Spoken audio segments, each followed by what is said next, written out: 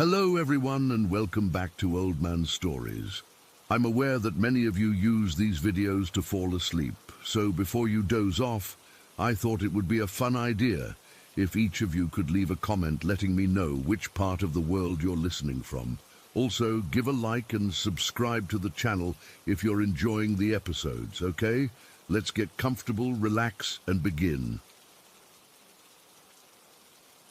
It was a Tuesday, the second Tuesday in October. I remember that because it was the week after my birthday, and I was still riding the high of having a brand new PlayStation 2. My dad had driven all the way to the next state over to find one, and it was my most prized possession. We lived in this old house that used to be a feed store, way out on the edge of town, where the streetlights gave up and the fields took over. The house was a weird place. It wasn't like a normal house. The downstairs was this huge, open space with a concrete floor that was always cold, even in the summer. That was the old store part. Upstairs, where we lived, was added on later, so it felt kind of tacked on, like an afterthought. My room was at the top of the stairs, the first door on the right. The stairs themselves were steep and narrow, and they always creaked in a specific pattern. A groan from the third step, a sharp crack from the seventh. I knew those sounds better than I knew my own voice. That night, my parents were downstairs watching some movie in the living room, which was just a corner of the big open space they'd sectioned off with a couch and a bookshelf. I was in my room, sitting cross-legged on the floor about 3 feet from my small TV, which was perched on a wooden crate. I was playing a racing game, something loud with lots of engine noises and electric guitar music. The only light in the room came from the TV screen, flickering blue and white across my walls. My door was open a crack, just enough to let a sliver of yellow light from the hallway spill in. I always kept it like that. The hallway was long and dark, and the idea of shutting myself in completely in that old house gave me the willies. I was in the middle of a really tight race, my thumbs aching from mashing the buttons, when I first noticed something was off. The game music was blaring, but underneath it I heard a sound. It wasn't a creak from the house settling. It was a soft rustling sound, like someone was slowly crumpling a plastic grocery bag. I paused the game. The sudden silence was heavy, pressing in on my ears. I listened hard, my head cocked toward the door. Nothing. Just the low hum of the TV and the faint murmur of the movie from downstairs. I shrugged it off. The house was full of weird noises. Mice in the walls, wind finding new cracks to whistle through. I unpaused the game and got back into it, trying to shake off the little prickle of unease on the back of my neck. A few minutes later, I heard it again. This time, it was closer. It wasn't a rustle anymore. It was a soft, slick, sliding sound, like wet rubber being dragged across the wooden floor of the hallway. My thumb hovered over the pause button again, but I didn't press it. I just sat there, staring at the screen but not seeing it. All my focus aimed at the crack in my doorway. My heart was starting to beat a little faster, a dull thud in my chest. Then I saw it. In the sliver of yellow light from the hallway, something appeared. It was low to the ground at first, and it was the color of a clear plastic bag, the kind you get from a department store. But it wasn't flat.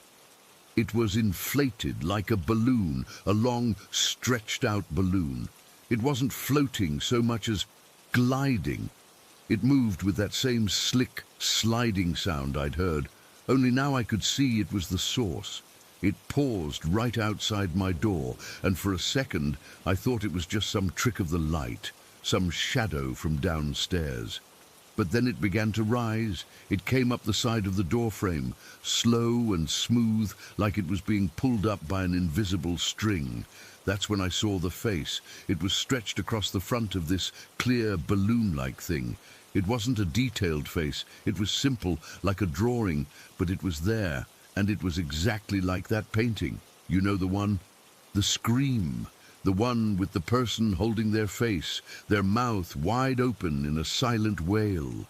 That's what was on this floating balloon thing, a wide oval mouth open in a perfect O2, dark hollow spots for eyes. It was a mask of pure, silent terror, and it was looking right at me through the crack in my door. My whole body went cold. It wasn't just fear, it was a physical ice that shot through my veins and settled deep in my stomach. I couldn't move. I couldn't breathe. I was frozen on the floor, my controller still clutched in my numb hands, my eyes locked on that thing. It floated there, just hovering in the doorway for what felt like an hour. It didn't do anything. It didn't make a sound. It just hung in the air, that terrible face staring into my room, into me. And then I felt it. It started as a low hum. So deep I felt it more than I heard it. It was a vibration that started in the floorboards and traveled up through my crossed legs into my spine. It settled in my chest, a low resonant thrumming that made my ribs feel like they were rattling. It was the kind of feeling you get when you stand too close to a giant speaker at a concert, that internal shaking that drowns out everything else. My teeth started to chatter lightly. The vibration was coming from it, from the floating face. It was humming, and the hum was shaking my entire body. That's when the panic truly broke through the ice. I threw myself backward, scrambling away from the door on my hands and butt, my heels scraping against the rough carpet. I didn't take my eyes off it. I backed myself into the corner between my bed and the wall, my breath coming in ragged, silent gasps. I was too scared to make a sound. I thought if I screamed, it would hear me, it would know exactly where I was. My blanket was on my bed. It was a thick, heavy comforter my grandma had made, all patches and fluff. I reached up, my hand trembling so badly I could barely control it, and I yanked the blanket down on top of me. I pulled it over my head, curled into a tight ball in the corner, and squeezed my eyes shut. Under the blanket, it was hot and stuffy. The smell of my own laundry detergent and a faint, dusty scent from the carpet filled my nose. I could hear my own heart pounding in my ears, a frantic, runaway drumbeat, but I could still feel that vibration. Even through the floor, through the wall, through the thick blanket, I could feel that low, chest-rattling hum. It was inside me.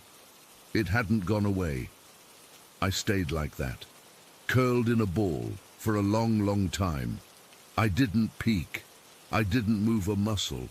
I just listened to the thumping of my heart and felt that awful humming. I prayed for my mom to come upstairs. I prayed for the sound of her footsteps on the creaky stairs. I prayed for anything to break the spell. Eventually the humming just stopped. It didn't fade away. It was there 1 second and then it was gone the next. The absence of it was almost as startling as the sound itself. The silence that rushed in was thick and heavy. I stayed under the blanket, too terrified to move. What if it was a trick? What if it was waiting for me to come out? I must have fallen asleep like that, crouched in the corner, suffocating under my comforter.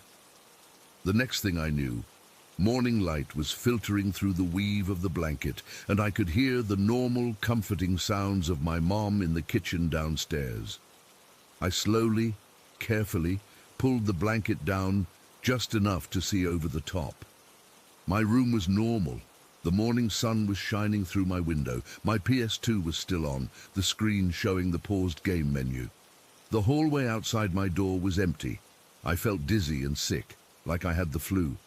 My body ached from being curled up all night. I unfolded my stiff limbs and stood up, my legs wobbly. I walked to my doorway and looked out. The hallway was just a hallway. There was nothing there. I went downstairs, my feet dragging. My mom was at the stove making pancakes. She smiled at me. "You're up late, sleepyhead." I just nodded and slid into a chair at the kitchen table. I couldn't look at her. I was afraid if I did, I'd just start crying and wouldn't be able to stop. She brought a plate over to me and then paused, leaning against the counter. "You know, I had the weirdest dream last night," she said, almost casually. My blood ran cold again. I kept my eyes on my plate. "I dreamt I heard someone walking up the stairs," she continued. but it wasn't a normal walk. It was slow, really slow, like they were dragging their feet. Step, drag, step, drag. It was so real it woke me up. I almost came to check on you. I looked up at her then. Her face was just thoughtful, a little amused by her own vivid dream. She had no idea. She had no idea that while she was dreaming of slow, dragging footsteps, I was hiding from a floating, screaming face that vibrated my chest. I opened my mouth. I wanted to tell her. I wanted to say, "Mom, it wasn't a dream. There was something here." But the words wouldn't come out. They felt too big, too crazy. She would have thought I had a nightmare, that I was letting my imagination run wild in the old feed store. She would have patted my head and told me it was okay. So I just closed my mouth. I looked back down at my pancakes and muttered, "That's weird." And that was it. We never talked about it again. I never told anyone. How could I? How do you explain something like that? It wasn't a ghost. It wasn't a monster from a movie. It was a clear, stretched balloon with a face from a famous painting, floating up my stairs and humming a vibration deep into my bones. I'm an adult now. I have my own house, my own family. But I still think about it. Not all the time, but sometimes, on a quiet Tuesday night, the memory will just pop into my head, clear as day, that feeling of ice in my veins. The sight of it rising up outside my door, the physical sensation of that hum shaking my chest. It's a memory that feels like a scar. It's a part of me. I don't know what it was. I've spent years turning it over in my head, trying to find a rational explanation. A hallucination? Maybe. But it felt more real than the floor I was sitting on. A prank? In that empty old house at that time of night? It doesn't make sense. All I know for sure is that it happened. I was there, I saw it, I felt it, and sometimes the line between what's a hallucination and what's reality feels a lot thinner than anyone wants to admit. That thing, whatever it was, drifted right through that line and into my life for a few terrifying minutes, and the memory of its silent, screaming face has never ever left me. Story 2. I still don't know how to talk about this, and I've never really shared it with anyone before, but lately it's been eating at me, and I feel like I need to get it out there, even if it sounds crazy.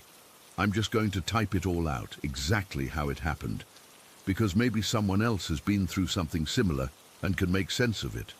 For me, it's still a jumble of fear and confusion, and I can't shake the feeling that something shifted in me that day. It was a typical summer afternoon in Cape Town, the kind where the heat hangs in the air and everything feels a bit lazy. I was 18 years old, and my friend Joanne had invited me over to her house. We'd been friends since high school, and her place was this old, creaky building in one of the quieter suburbs, with a big garden that always smelled like jasmine. I remember walking there, the sun beating down on my shoulders, and thinking about how bored I was. Life felt pretty straightforward back then. I was an atheist, convinced that everything had a logical explanation, and ghosts or spirits were just stories people told to scare themselves. When I got to Joanne's, she was already setting up in the living room. Her mum was around somewhere, but Joanne had this look in her eyes like she was planning something secretive. She'd been talking about trying a séance for weeks, ever since we'd watched some cheesy horror movie together. I'd always laughed it off, told her it was nonsense, but that day she had this determined energy. "Come on," she said. "It'll be fun. We're not hurting anyone." I shrugged and went along with it, mostly because I had nothing better to do. The setup was simple, almost silly. Instead of a proper Ouija board, Joanne had laid out a bunch of playing cards on the floor in a circle, with letters written on them in marker. She'd taken them from an old deck, and they looked worn, like they'd been used for other games before. In the middle, she placed a small shot glass, the kind you'd use for tequila, but it was clean and empty. She explained that we were supposed to rest our fingers lightly on the glass, ask questions, and see if it moved to spell out answers. I remember feeling a mix of amusement and slight unease. It was so low budget, like something kids would do at a sleepover. But Joanne was serious, her face tight with focus. We sat cross-legged on the rug, the cards spread out around us. The room was dim, with the curtains half drawn, and the only light came from a lamp in the corner. It cast long shadows that made everything feel a bit off, like the walls were breathing. I could hear Joanne's mom moving around in the kitchen, the distant sound of dishes clinking, and it should have been comforting, but it wasn't. My fingers were resting on the cool surface of the shot glass, and Joanne's were next to mine. Her hands were trembling slightly, and I could feel the vibration through the glass. We started with dumb questions, the kind you'd expect. "Is there anyone here with us?" Joanne whispered, her voice barely audible. Nothing happened at first, and I almost laughed, thinking this was a waste of time. But then the glass twitched. It was subtle, like a tiny shudder, and my heart skipped a beat. I told myself it was just our hands shaking, or maybe a draft from the window.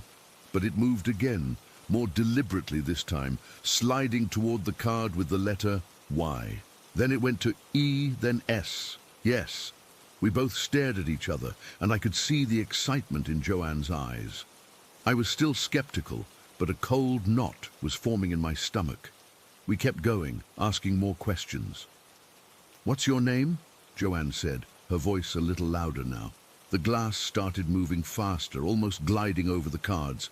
It spelled out Jane, and Joanne gasped. "That's my great-aunt's name," she said, her eyes wide. I felt a chill run down my spine, but I brushed it off. Coincidence, I thought. Maybe Joanne had mentioned it before, or I'd forgotten.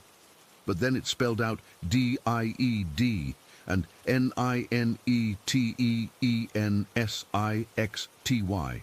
Joanne's face went pale. "She died in 1960, she whispered. "How did it know?" That's when things started to get really weird. The glass kept moving, not stopping, like it had a mind of its own. My fingers were starting to ache from holding them so lightly, but I didn't want to pull away. It felt like if I did, something bad would happen. The air in the room grew heavier, colder, even though it was a warm day outside. I could feel the hairs on my arms standing up, and my breath was coming in shallow puffs. Joanne was asking more questions, but I wasn't really listening anymore. I was too focused on the glass, on how it seemed to be pulling us along. Then Joanne asked, "Do you have a message for anyone here?" The glass hesitated for a second, then shot across the cards, moving so fast it was hard to keep up. It went to T, then H, then O, then M, then P, then S, then O, then N, Thompson. I froze. My blood ran cold, and for a second, I couldn't breathe. Thompson was my mom's original maiden name. She'd changed it when she got married, and she never talked about it. I'd only found out by accident, digging through old papers in the attic a year earlier. No one knew. Not Joanne, not any of my friends. I hadn't even told my mom I knew. How could this thing, this whatever it was, know that? I yanked my hand back like I'd been burned. The glass stopped moving immediately, and Joanne looked at me, confused. "What's wrong?" she said. I couldn't speak.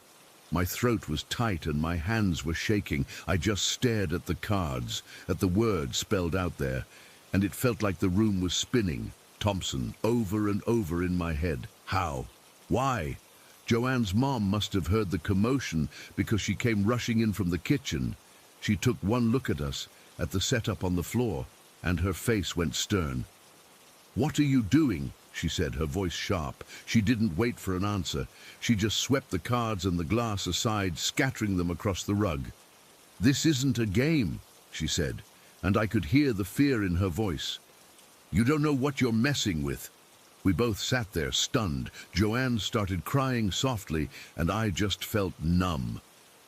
My mind was racing, trying to find a logical explanation. Maybe Joanne had snooped in my stuff.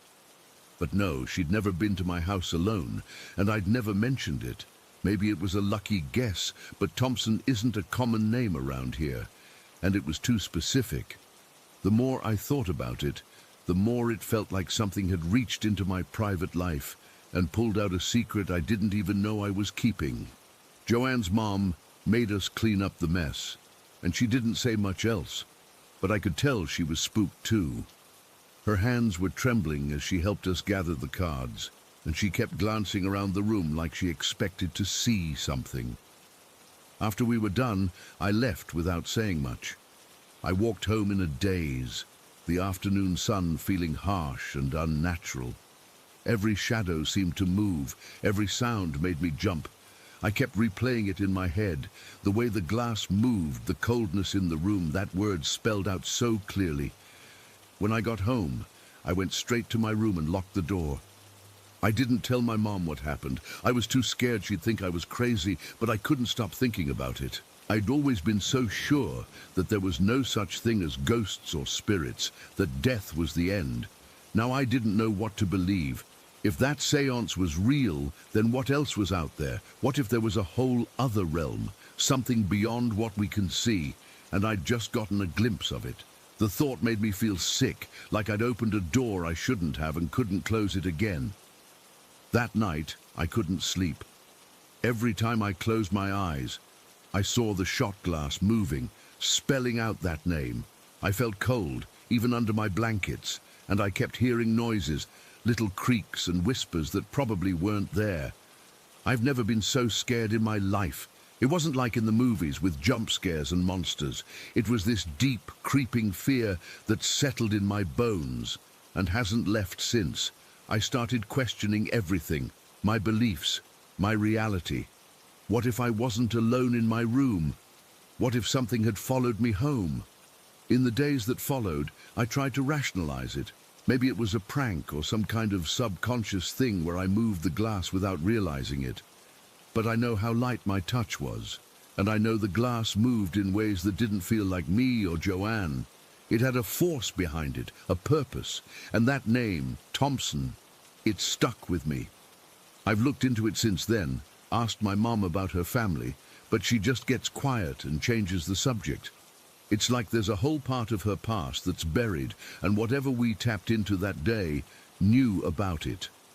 I've never done anything like that again, and I don't think I ever will. Joanne and I don't talk about it much. It's like an unspoken agreement to pretend it never happened, but sometimes, when I'm alone, I'll get this feeling, like someone's watching me, and I'll remember that afternoon in Cape Town, the heat, the shadows, the cold glass under my fingers, and that word spelled out so clearly, Thompson. It's been years now, and I still don't have answers. I'm not an atheist anymore, but I'm not sure what I am. Just scared, I guess, and left with this unease that I can't shake, like I brushed up against something I was never meant to know, and it's left a mark on me that won't fade. I don't know why I'm writing this now. Maybe because it feels like if I don't, it'll consume me. Or maybe I'm hoping someone will read it and tell me they've been through the same thing, that I'm not losing my mind. But deep down, I think I know that some things just don't have explanations. They just are. And all you can do is live with the fear. That day in Joanne's living room, something changed for me, and I've never been the same since. I just wish I knew what it was, or why it chose to show me that. But I don't, and I probably never will. Story 3. I'll never forget that day, not ever, and I'm not the one who was a kid back then. I was the mother. It was my daughter. The whole thing still sits in my stomach like a cold, heavy stone, even after all these years. This was back in the 60s, in Bandung.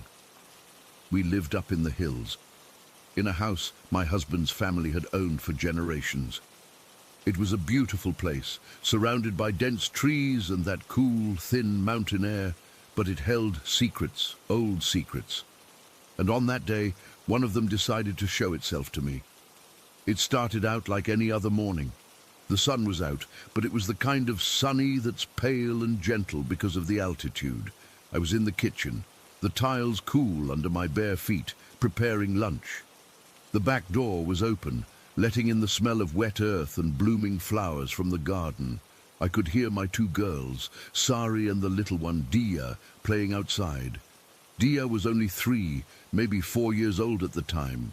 Her laughter was this bright, bubbling sound that usually filled the whole house with joy. That morning, her laughter was especially loud. She was squealing and giggling, the way kids do when they're being chased. I smiled to myself, thinking Sari, who was 7, was playing a game with her. I wiped my hands on my apron and walked to the back door to check on them, to maybe call them in for a drink. The backyard was big, a little wild, with tall grass at the edges where the garden faded into the jungle, and right in the middle of it all was the old well. It was a stone thing, covered by a heavy, rotten wooden lid that my husband had bolted shut years ago when we first moved in. We always told the girls to stay away from it. When I looked out, I saw Dia. She was running in a little circle on the patch of grass near the washing line, her small arms outstretched like she was an airplane, and she was laughing, her head thrown back, but Sari wasn't there. Sari was sitting on the back steps, quietly playing with a doll, all by herself. My brain sort of stuttered. If Sari was here, who was Dia playing with? I took a step out onto the porch, the wooden planks creaking under my weight. My eyes scanned the yard. It was just Dia, spinning and laughing, but the way she was laughing, it was directed at someone. She'd run a few steps, then stop and giggle at the empty air in front of her. Then she'd twirl around and run backwards, looking over her shoulder as if someone was right behind her. A cold trickle, like a drop of ice water, started its way down my spine. "Dia!" I called out, and my voice sounded thin and strange. "Who are you playing with, Sayang?" She didn't even look at me. She was completely absorbed. "My friend's mama!" she chirped, and then let out another peal of laughter, dodging to the side as if avoiding a tag. I forced my legs to walk down the steps and into the yard. The grass was damp and cool. As I got closer, the details started to come into a horrible, sharp focus. It wasn't just that she was playing with imaginary friends. It was the way she was interacting with them. There were spaces around her, 4 distinct spaces where the light seemed wrong. It wasn't a shimmer or a glow, nothing so dramatic. It was more like looking through a pane of old, wavy glass. The air in those spots was thicker, blurry, like a heat haze on a cold day. And in one of those blurs, I could make out a shape. A boy. He was small, maybe Sari's age. He was wearing shorts and a white shirt with suspenders. I could see the straps clear as day. But his face... Where his face should have been, there was nothing. Just a swirling, formless smudge, like static on a television screen. It made my head ache to look at it. Dia ran right up to this blurry space. "Catch me!" she squealed, and then she darted away, and the space moved. It followed her. Not like a person walking, but gliding, the blur shifting seamlessly across the grass. The other 3 hazy patches moved with it, surrounding her, circling her. My breath caught in my throat. This wasn't a child's imagination. This was something else, something real and present and in my backyard, with my baby girl. I felt a primal fear, the kind that doesn't think, it just acts. I ran forward, my heart hammering against my ribs so hard I thought it would break them. "Dia! Come here, now!" I screamed, and the terror in my voice finally broke her trance. She stopped running and looked at me, her little face falling into a pout. "But Mama, we're playing." I didn't care. I scooped her up into my arms. She was warm and solid and real. As I held her, I looked back at the spots in the yard. They were gone. The air was just air. The garden was just a garden. But the feeling of being watched, of not being alone, clung to the place like a bad smell. I carried Dia inside, my hands trembling so much I could barely hold her. I sat her down at the kitchen table and knelt in front of her, gripping her little shoulders. "Dia, listen to me. Who were those friends? What are their names?" She just shrugged, her lower lip trembling, upset that her game was over. "They're just my friends. The boy is funny. He makes me laugh." "The boy? What does he look like?" "He has straps on his shirt," she said matter-of-factly, "and he's always smiling." The chill that went through me then was so deep, I felt frozen to the spot. The suspenders. She saw the suspenders too. I asked her about his face. She just said, "It's a nice face." She couldn't describe it any further. To her, it was just normal. I was shaking, trying to hold it together for Sari, who was now watching us with wide, confused eyes. I needed to know more. I needed someone who knew this house, who knew its history. I found our maid, Ibu Surti, in the laundry room at the side of the house. She was an older woman, had worked for my husband's family since she was a girl. Her face was a roadmap of wrinkles, and her eyes held the quiet knowledge of this mountain. I must have looked a fright, because she stopped her work immediately. "Ibu, what is it?" My words tumbled out in a rushed, panicked jumble. I told her what I saw, the blurred spaces, the four figures, the boy with the suspenders and no face. Ibu Surti didn't look surprised. She didn't gasp or cry. She just got very still, and her old eyes grew dark and solemn. She wiped her hands slowly on her apron. "The well," she said, her voice low and heavy. "There was a boy, many, many years ago, before you and Tuan were even born. He was playing in this very yard. He fell. The cover was old, it gave way. He drowned in that well. The floor felt like it tilted under me. I had to lean against the wall." "A boy?" I whispered. She nodded. "He was 9 years old. He always wore shorts and a shirt with suspenders. His family moved away not long after. The grief was too much. They sealed the well after that, but..." She trailed off and looked towards the backyard. "People say he never left, that he still plays here, that he gets lonely." The rest of that day was a blur of suppressed panic. I couldn't take my eyes off Dia. I kept her inside with me, but she was listless and sad, wandering to the windows and looking out longingly. "I want to play with my friends," she'd whine, and every time she said it, my blood ran cold. The fear was a live wire inside me, buzzing constantly. Every shadow in the house seemed to hold a presence. Every creak of the floorboards was a footstep. I kept seeing out of the corner of my eye a flicker of movement, a patch of distorted air, but when I'd snap my head to look, there was nothing there. It was the feeling of the house itself, holding its breath. Later that afternoon, the dread peaked. I was folding laundry in the main bedroom, which had a window that looked out onto the side yard. Dia had been quiet for a few minutes, which with a toddler is usually a bad sign. A silence fell over the house that felt thick and wrong. It was the absence of sound, but it was a heavy, listening absence. I dropped the shirt I was holding and went to find her. She wasn't in her room. She wasn't with Sari. The back door, which I was sure I had locked, was slightly ajar. My heart just stopped. I didn't even breathe. I ran to the door and shoved it open. The sight that met my eyes is burned into my memory with the clarity of a lightning strike. The backyard was dappled in the late afternoon sun, and there was Dia. She was walking, with a determined little toddle, straight towards the old well. The heavy wooden cover, the one my husband had bolted shut, was pushed to the side, just enough for a small child to slip through. The dark, open mouth of the well was exposed, and from where I stood I couldn't see the bottom, just a circle of deep, swallowing blackness, and she was heading right for it. Not running, not playing, walking with a purpose like she was being called. I don't remember screaming, I don't remember deciding to run, my body just moved.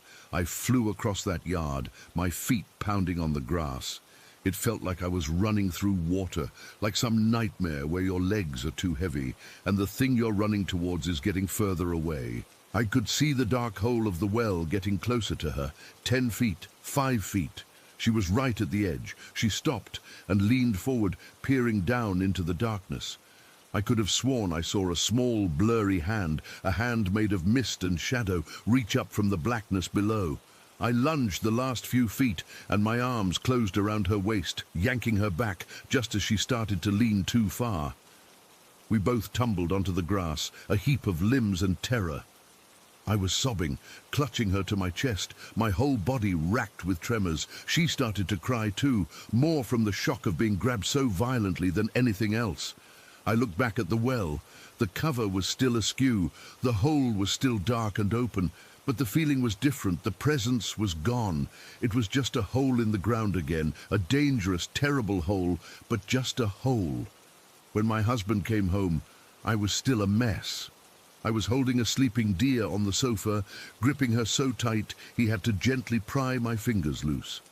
I told him everything, my story, a frantic, tear-soaked mess. He saw the raw terror in my eyes, and he didn't question it. He went outside with a heavy hammer and new, thick metal bolts. I watched from the window as he slammed those bolts into the stone, securing the cover down so tightly that nothing, not even the wind, could ever move it again. The sound of that hammer hitting metal, over and over, was the most beautiful, solid, real sound I had ever heard. A few days later, he and some men from the village filled the well completely with rocks and cement. They erased it from the earth. After that, Dia was different. She was quiet for a long time. She'd sit by the back window and look out at the yard, her little face sad and confused. One day, she turned to me and asked, "Mama, where did my friends go? Why won't they play with me anymore?" I didn't know what to say. How do you explain to a child that you saved her from her playmates? That her friends were echoes, shadows clinging to a place of tragedy, so lonely they would lure a living child into the darkness to join them forever. We never spoke of it again as a family. It became one of those unspoken things, a story that was too real and too frightening to put into words. But I've never forgotten the sight of those 4 blurry shapes in my sunlit garden. I've never forgotten the cold, formless face of the boy in suspenders. And I will never ever forget the image of my daughter, my baby, walking willingly towards that open, hungry darkness, called by a voice only she could hear. We filled the well with stone and dirt, but some days I still feel the chill of it. I still wonder what we buried down there with it, and if it's really, truly gone. Story 4. The fight started over something stupid. I can't even remember what it was now, which just makes the whole thing feel even more pointless and awful. Maybe it was about directions, or what to have for dinner, one of those tired, frayed nerves arguments that happen when you've been in a car for too long. It wasn't a screaming match, more of a tense, quiet thing, the kind where you speak in clipped sentences and avoid looking at each other. The room felt small, suffocating. The walls were this ugly floral wallpaper that was peeling at the seams, and the only window looked out onto a brick wall. I just couldn't be in there anymore. The air was thick with it, so I grabbed my coat, muttered something about needing air, and left. I didn't slam the door, I just closed it. A soft, final click, and walked out into the hallway. The corridor was long and dimly lit, with a patterned carpet that was worn thin in the middle. I could hear the faint murmur of the pub downstairs, the clinking of glasses, a burst of laughter. It felt a world away. I went down the narrow, creaking staircase, through the main bar area, where a few old-timers were nursing pints, and out the front door into the car park. The cold, damp air hit my face, and it was a relief. I just stood there for a while, leaning against our car, watching my breath mist in the air, feeling like an idiot. I think I was out there for about 20 minutes, just cooling down, trying to get my head straight. The plan was to go back up, apologize, and try to salvage the evening. When I walked back into the hotel, the pub was a bit louder, a bit more crowded. I didn't look at anyone. I just went straight up the stairs, my hand sliding on the smooth, dark wood of the banister. When I got to our door, room number 7, I paused. I could hear the TV on inside, some nature documentary. I took a deep breath, put my key card in, and the little green light blinked. I pushed the door open. Tom was sitting on the edge of the bed, his head in his hands. He looked up when I came in, and his face was pale, his eyes wide, not angry anymore, but properly spooked. "What's wrong?" I asked, my own irritation immediately replaced by concern. He just stared at me for a second, like he was processing that I was really there. "Did you see him?" he asked, his voice low. See who? The manager. He ran a hand through his hair. A guy knocked on the door, like 2 minutes after you left. He said he was the manager. He was complaining about noise. I frowned, putting my coat on the back of the single rickety chair. Noise?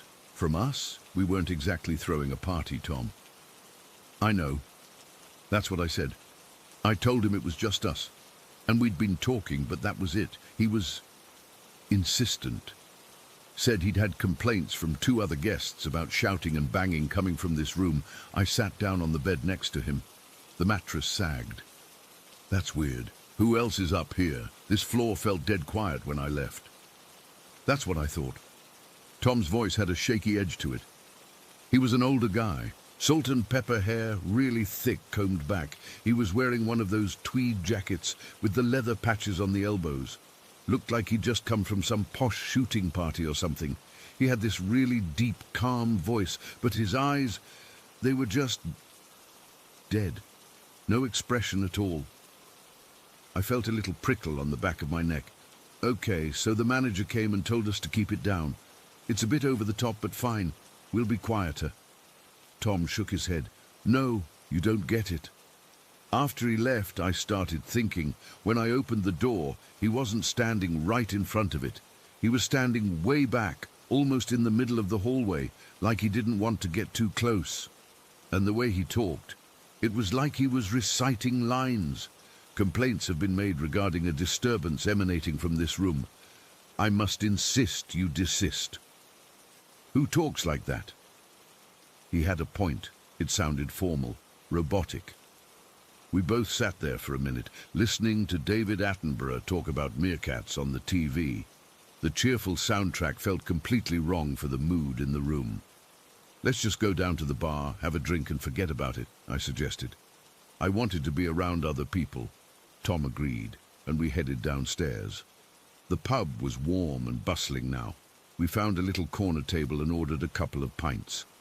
After we'd taken a few sips, I spotted a young woman who I'd seen earlier behind the bar, clearing glasses from a table. She had a friendly face. Excuse me? I called her over. She came over, wiping her hands on her apron. Hi, sorry to bother you. We're in room 7. We just had a visit from, the manager, I think, about some noise. We just wanted to apologize if we were too loud. She looked at me, her head tilted, a small, confused smile on her face. The manager? You mean Sarah? No, Tom cut in. It was a man. Older gentleman, salt and pepper hair, tweed jacket. The barmaid's smile faded. She shook her head slowly. No, that's not right. Our manager is Sarah. She's a woman.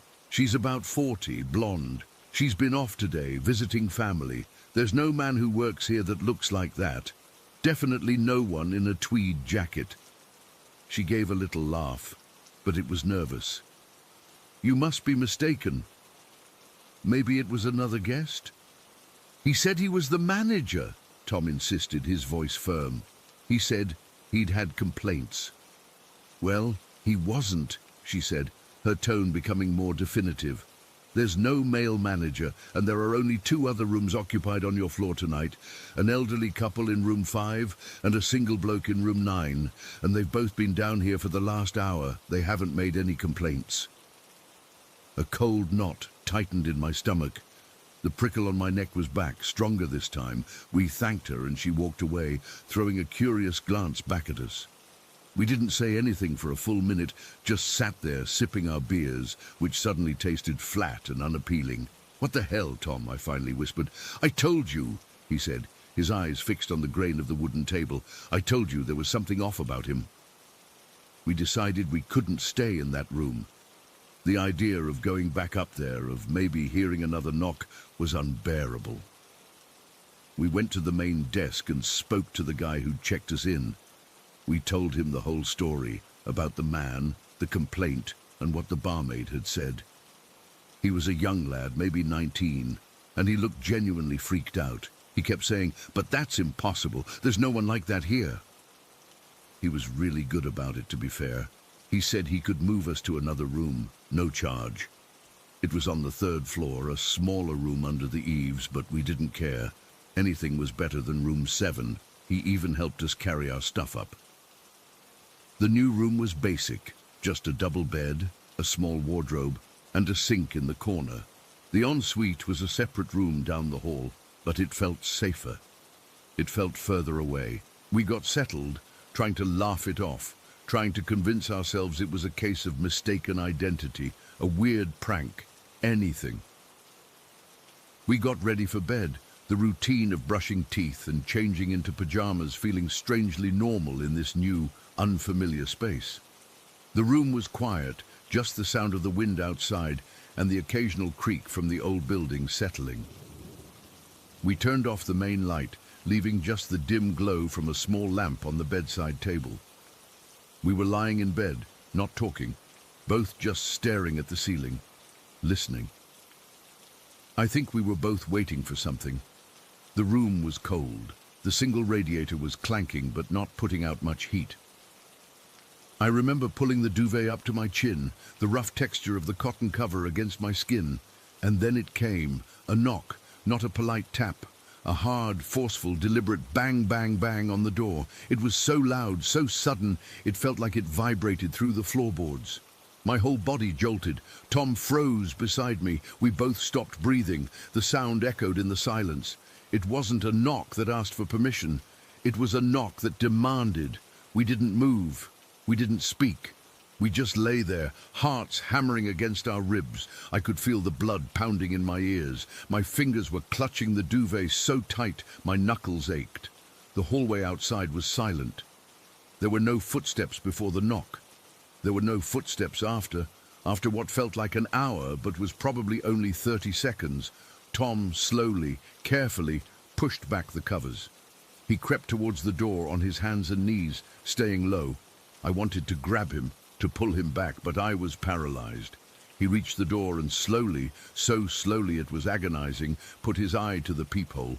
He stayed there for a long time, not moving. Then he crawled back to the bed, his face a mask of pure confusion and fear. "There's no one there," he whispered, his voice cracking. "Did you hear anyone walk away?" I asked, my own voice a thin thread. "Nothing. It's completely silent." We didn't sleep. We sat up in that bed with the lamp on for the rest of the night. Every tiny sound from the old building, a floorboard creaking, the wind whistling through a crack, made us jump. We were prisoners in that room, too terrified to open the door, too terrified to even look out the window. The knock had been meant for us. We both knew it. The next morning, we went downstairs as soon as we heard people moving about. We looked like hell. The same young guy from the night before was at the desk. We told him what happened, about the knock on our new room's door. He immediately got serious. He said he'd checked the CCTV. The camera for the third-floor corridor was right opposite our new room, room 12. We waited in the bar, drinking terrible coffee, our nerves completely shot. He came back about 20 minutes later, and he looked pale. He had a laptop with him. "You need to see this," he said, his voice quiet. He set the laptop on the bar and played the footage. It was time-stamped from the night before, from the exact time we heard the knock. The corridor was empty, illuminated by the dim nightlights.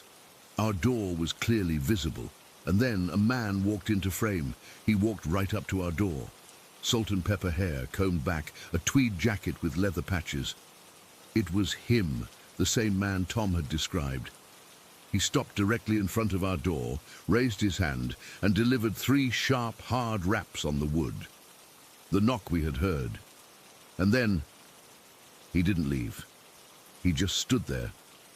For a full 5 seconds after the knock, he stood perfectly still facing the door, like he was waiting for a response. And then the footage did something I still can't explain. It didn't glitch or cut out. It was seamless. One moment he was there, a solid, real person standing in the hallway. And in the very next frame, he was gone. Not like he walked away. He was just no longer there. The hallway was empty. There was no movement towards either end of the corridor. No door opening or closing. He vanished between one frame and the next. The barman froze the video. We all just stared at the screen, at the empty space where the man had been. No one said anything. What was there to say? The hotel was apologetic. They comped our entire stay. They said they'd have a security guy review the footage, maybe call the police, but we both knew nothing would come of it. What were they going to do? Report a ghost for impersonating management? We packed our bags and left. We didn't speak much on the drive home. We just held hands, tight. The argument from the day before felt like it had happened to different people in a different lifetime. We never found out who he was, or what he was. The hotel staff had no record of any guest matching his description. They had no explanation. The official line was a prank, a camera malfunction, a trick of the light. But we saw the footage. We saw him knock. We saw him not leave. The thing that haunts me the most, the detail that keeps me up at night, isn't just the vanishing act. It's the fact that he found us. We moved rooms. We went to a different floor, and he knew exactly where we were. He came looking for us, and he knocked so hard, like he wasn't just trying to get our attention, but like he was trying to get in. I still don't know what would have happened if we'd opened the door. Story 5. It was the summer between 4th and 5th grade, the kind of summer that feels like it lasts forever when you're a kid. I was 10 years old. My parents had driven me out to my uncle's farm in Kansas for a 2-week stay. It wasn't a fancy place, just a big old white farmhouse with a wraparound porch that creaked if you stepped in the wrong spots, a red barn that was fading to a dusty pink, and fields of soybeans that went on forever. My cousin, who was also 10 but 3 months older and never let me forget it, was my only real company out there. The day it happened was a Tuesday, I'm pretty sure. It was so hot, the kind of hot where the air feels thick and heavy, like you're wading through soup. The cicadas were buzzing so loud it was like a constant static-y hum in your ears. We'd already exhausted all the normal options. We'd tried to build a fort in the hayloft, but got yelled at for disturbing the bales. We'd attempted to dig a hole to China in the backyard and gave up after about 2 feet when we hit a big rock. We were bored, the kind of deep, profound boredom that only kids in the middle of nowhere with no internet and only 3 TV channels can truly understand. My cousin, he was the one who suggested the creek. It wasn't a real creek, not like you're picturing with water and fish. It was a dried-up gully at the very back edge of the property, past the last soybean field, where the land started to dip down into a wooded area. It was just a deep ditch filled with cracked, pale mud and a bunch of rocks. We'd go down there sometimes to look for interesting stones or to just get away from the adults. So we went. The walk felt longer than usual because of the heat. The grass in the field was scratchy against my bare legs. I remember the smell, that hot, dusty smell of dry earth and green plants baking in the sun. We didn't talk much. We just trudged along, our sneakers kicking up little puffs of dust. When we got to the creek bed, we climbed down the steep bank. The air was a little cooler down there, trapped in the shade of the trees that lined the far side. The ground was a jigsaw puzzle of dried mud, each piece curled up at the edges. We started doing what bored kids do, picking up rocks and tossing them at the opposite bank, trying to hit a specific knot on a tree root or just listening to the dull thwack they made when they landed. It was peaceful. Just the sound of our throws, the rocks clattering, the cicadas droning on. I was focused on finding the perfect flat, smooth stone to skip across the hard mud. My cousin was just chunking bigger rocks, making a bigger noise, and then the sounds changed. It wasn't a sudden silence. The cicadas were still going, but underneath their buzz, we heard something else, a heavy, rhythmic crunch. We both stopped throwing rocks at the exact same time. We looked at each other. His face had gone blank, his eyes wide. I know mine looked the same. The sound was coming from the woods on the other side of the creek. It was the sound of footsteps. But they were all wrong. They were too heavy, not like a person walking. It sounded like something much, much bigger. Each step was a deliberate crushing sound, like a tree trunk being snapped in half. Crunch, pause, crunch, pause. The rhythm was slow, unnervingly slow. It wasn't trying to be quiet. It was just walking, My heart started beating so hard I could feel it in my throat. I remember my hand, the one that had been holding a rock, just went limp, and the rock dropped into the dust by my feet. I didn't even notice the sound it made. All I could hear was that crushing walk. We stood there, frozen, staring into the dense wall of trees and shadows. The sun was bright on our side of the creek, but over there it was all deep shade, a tangle of leaves and branches. We couldn't see anything moving, but we could hear it getting closer. Each step was louder than the last. Crunch, crunch. My cousin took a small step back, his sneaker scraping against a rock. I didn't move. I was paralyzed. I think part of my brain was still trying to logic it out. A deer? No, too heavy. A cow from a neighboring farm? The woods were too thick for a cow. A person? No person walked like that. It sounded like it weighed a ton. Then it emerged from the trees. It didn't step out. It was just there. One moment the tree line was empty, and the next, this thing was standing at the edge of the woods, looking across the creek right at us. I've tried to describe it 1,000,000 times in my head, and it always comes out sounding stupid. But this is what I saw.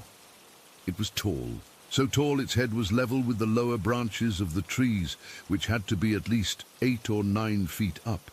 It was just black. Not the black of clothing, but a solid, matte black, like a shadow that had somehow pulled itself into a 3-dimensional shape. It had a general shape of a person, a head, shoulders, a torso, 2 arms, 2 legs, but the proportions were all wrong. It was too thin, too elongated. Its arms were long, hanging down past its knees, and it had no face. Where a face should have been, there was just smooth, uninterrupted blackness. No eyes, no nose, no mouth, just a blank, dark oval. It didn't move. It didn't make a sound. The heavy footsteps had stopped the second it appeared. The air just vanished from my lungs. I couldn't breathe. I couldn't blink. I was staring into that blank space where a face should be, and I felt a coldness wash over me that had nothing to do with the shade. It was a deep, primal fear, the kind that tells you are looking at something that is not supposed to exist. This wasn't a man in a suit. This wasn't a trick of the light. This was a solid thing, a presence, and every single instinct in my 10-year-old body was screaming that it was wrong. It just stood there. It didn't seem to be looking at us because it had no eyes, but I knew with a certainty that chilled my blood that it was aware of us, that it was focused on us. The silence was worse than the footsteps had been. It was a heavy, pressing silence that felt like it was squeezing my head. I don't know how long we stood like that. It might have been 5 seconds. It might have been a minute. Time just stopped. The world shrank down to that creek bed, the 2 of us, and that tall, black, faceless thing across from us. The cicadas were still buzzing, but they sounded distant now, like they were coming from another planet. Then it moved. It didn't turn its body. Its feet, which I could now see were just dark, shapeless ends to its legs, stayed planted. Its upper body rotated smoothly, silently to its left, as if its spine was a pole it was spinning around. There was no rustle of clothing, no sound of muscles or joints. It was utterly silent. It was now facing up the creek, along the tree line, and then it started walking again. The heavy crunch sound returned, but this time it was different. It was walking away from us, parallel to the creek. Crunch, pause, crunch. We watched it take 4, maybe 5 steps. It moved with that same slow, deliberate, crushing rhythm, and then my brain, which had been frozen, finally registered the detail that broke me. It wasn't leaving footprints. The ground on that side of the creek was the same cracked, dry mud as on our side. When we had walked, we left scuffs and impressions. When this thing walked, its massive feet came down and crushed the dried mud, but when it lifted its foot, the ground was smooth, unmarked. It was like it was so heavy it should have sunk into the earth, but it was also somehow not touching it at all. It was walking on the surface without leaving a trace. That was the moment the spell broke. A sound, a half gasp, half sob, escaped my throat. My cousin made a similar noise. We didn't say a word to each other. We didn't need to. We both spun around at the exact same instant and scrambled up the steep bank of the creek. I don't think I've ever moved that fast in my life. It was a blind, panicked scramble. Dirt and rocks slid out from under my hands and knees. I didn't care. I just clawed my way up, my heart hammering against my ribs like it was trying to escape. I could hear my cousin right behind me, panting and grunting. The second my feet hit the flat grass of the field, I started running. I didn't look back. I just ran. The scratchy soybean plants whipped against my legs, but I didn't feel it. The hot, thick air burned in my lungs, but I didn't care. All I could think about was the house, the white farmhouse with the creaky porch. I needed to get inside. I needed to be where the adults were. I could hear my cousin's footsteps pounding right behind me. We didn't speak. We just ran. Two terrified kids sprinting across a vast open field under a brutal sun, chased by a silence we could still feel at our backs. We burst out of the soybean field and into the backyard, our chests heaving. We didn't stop until we were on the porch, until our hands were on the screen door handle.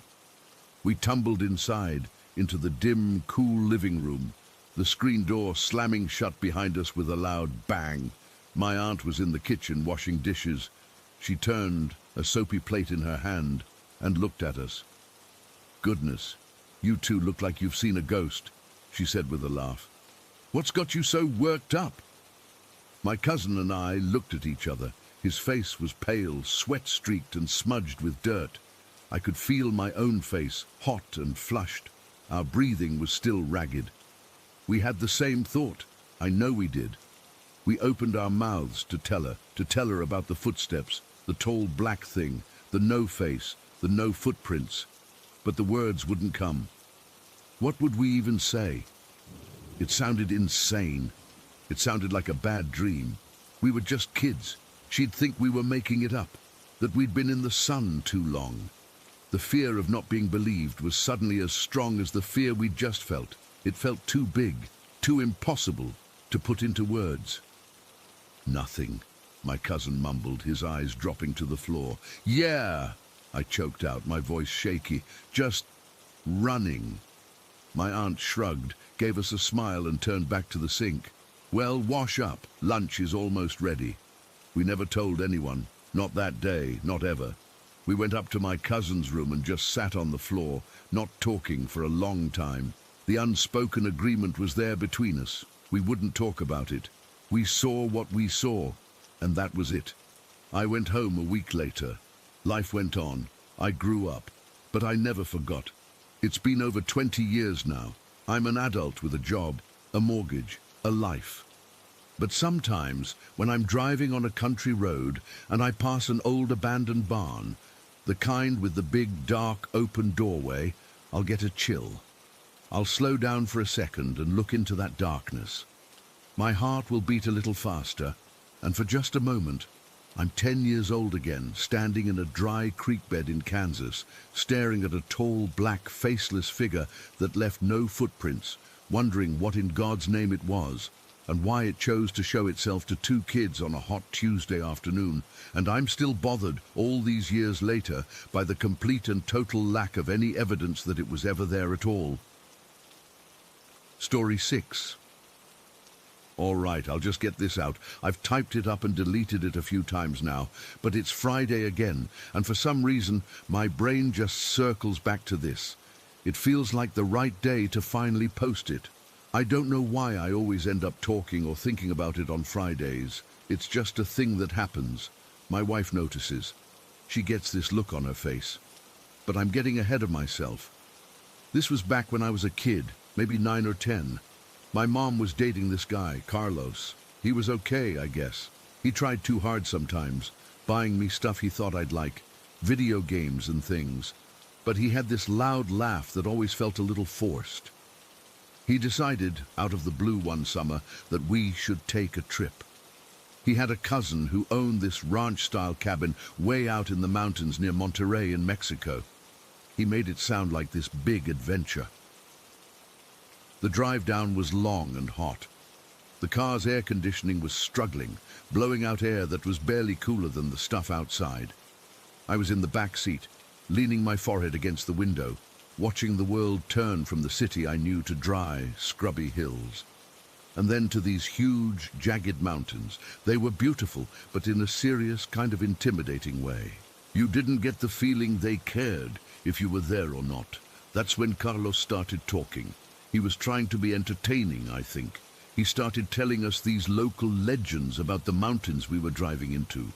He called them the Brujas de Monterrey, the cursed witches of Monterrey. He said they haunted these specific mountains, that they weren't just storybook witches. They were old, powerful, and malicious. They could do things. He said they could twist the land, make you get lost in places you knew by heart. And he said their favorite trick was mimicry. They could sound exactly like someone you knew, someone you loved, calling out to you from the woods. He said they'd use that voice to lead you off a cliff or deeper into the wilderness where you'd never be found. He was smiling when he said it, like it was all a fun, spooky campfire story. But it got to me. I remember feeling a cold knot in my stomach, even with the heat. The mountains outside looked different after that. They felt watched. We got to the cabin late in the afternoon. It was exactly what he'd said, a simple ranch-style place, wood-paneled, with a big porch that looked out over a dense forest.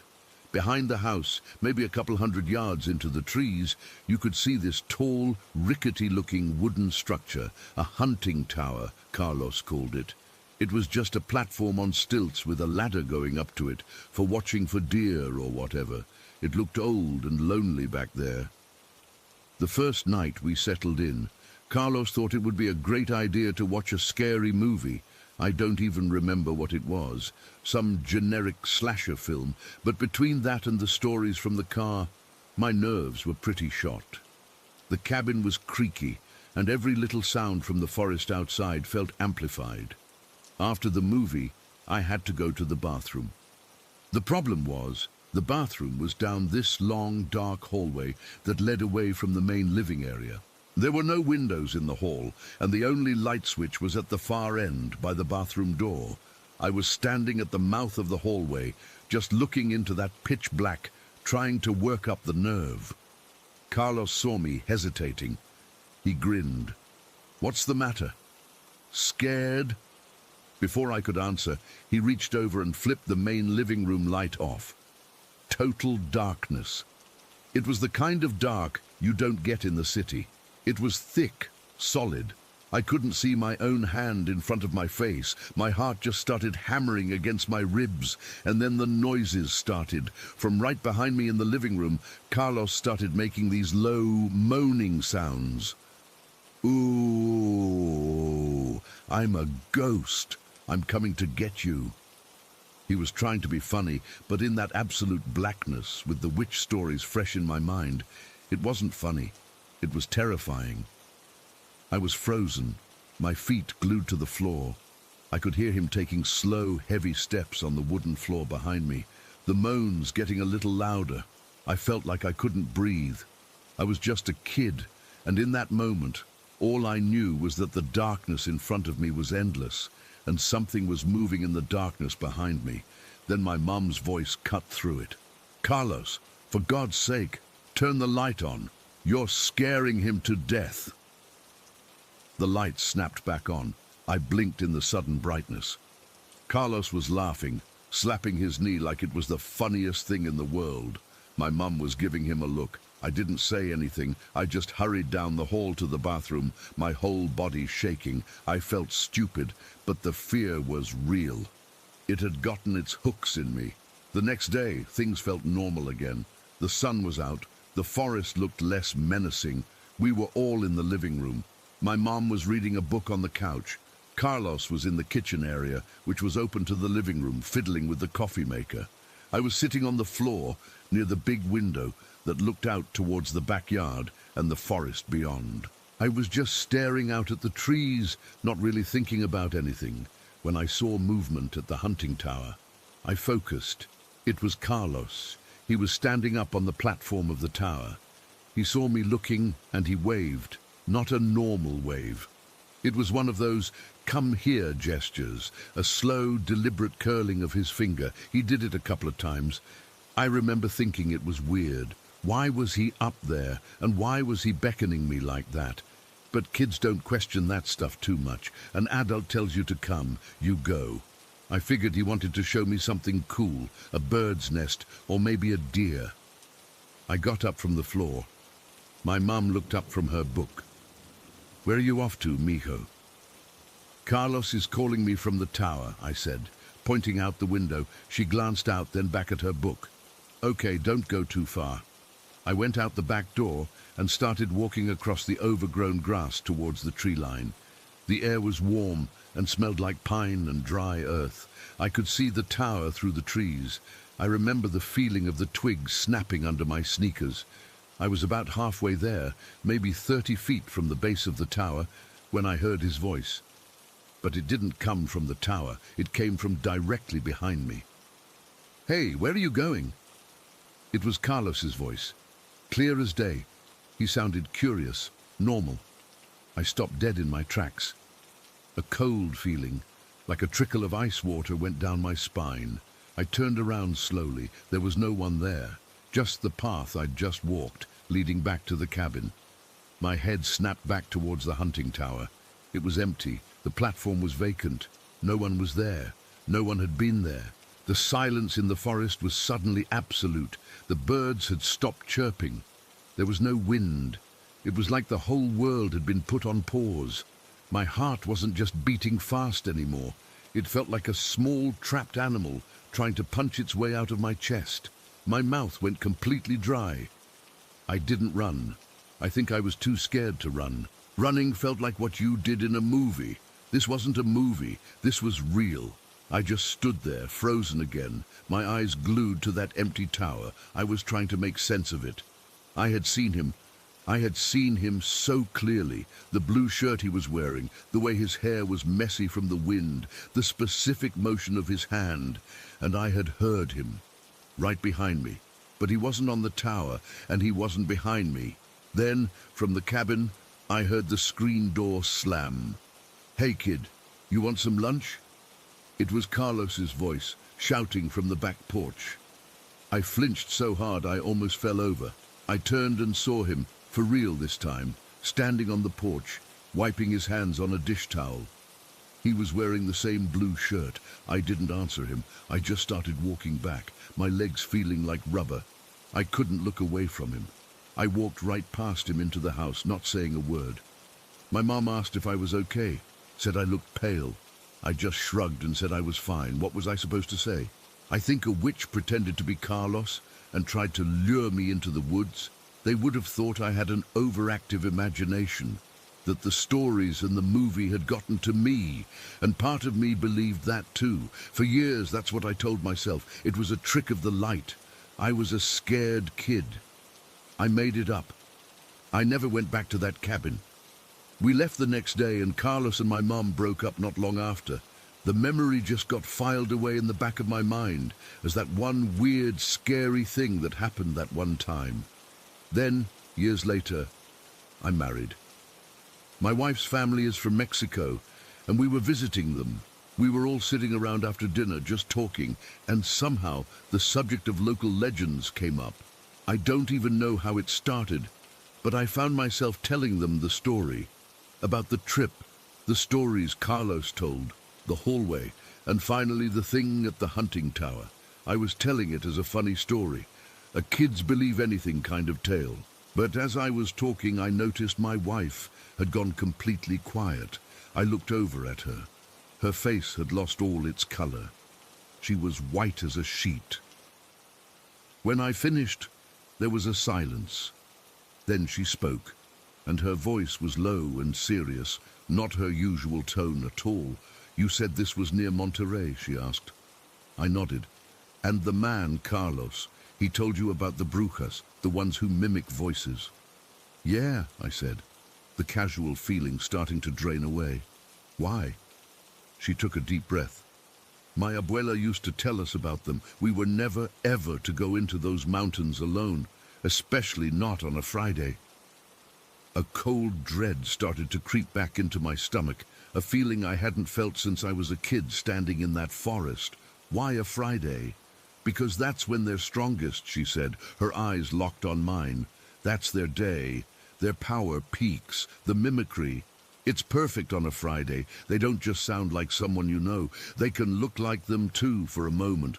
Just long enough, they use the voice of someone you trust to lead you away. That's how they hunt.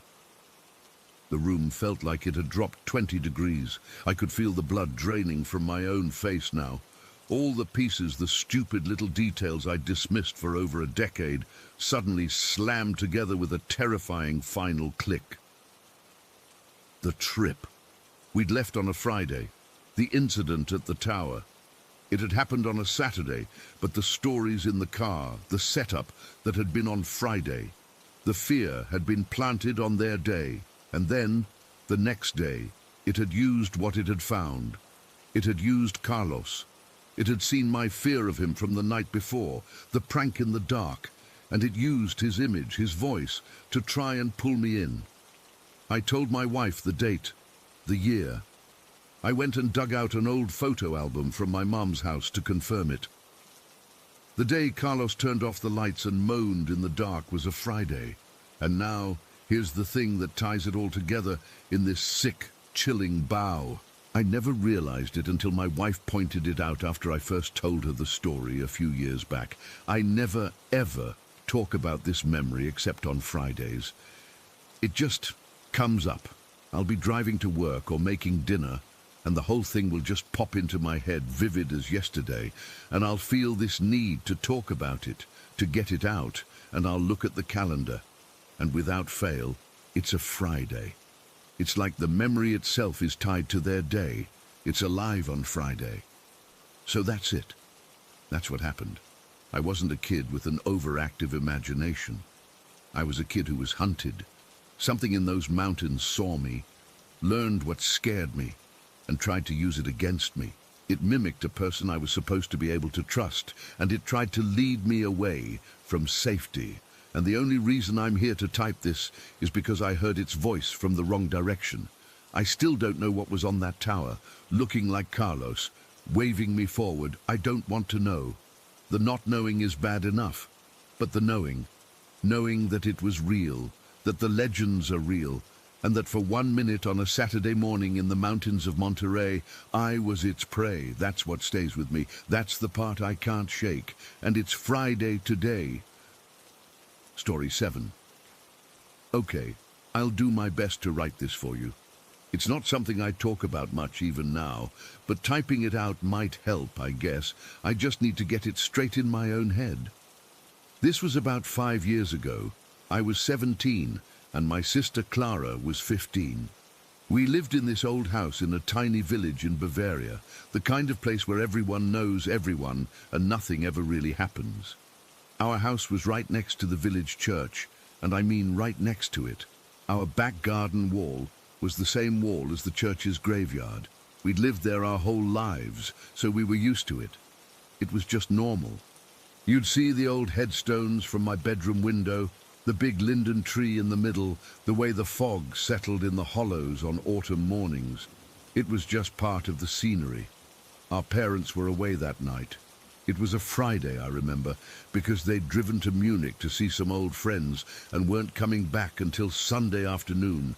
They'd left us some money for pizza and told us not to throw a party.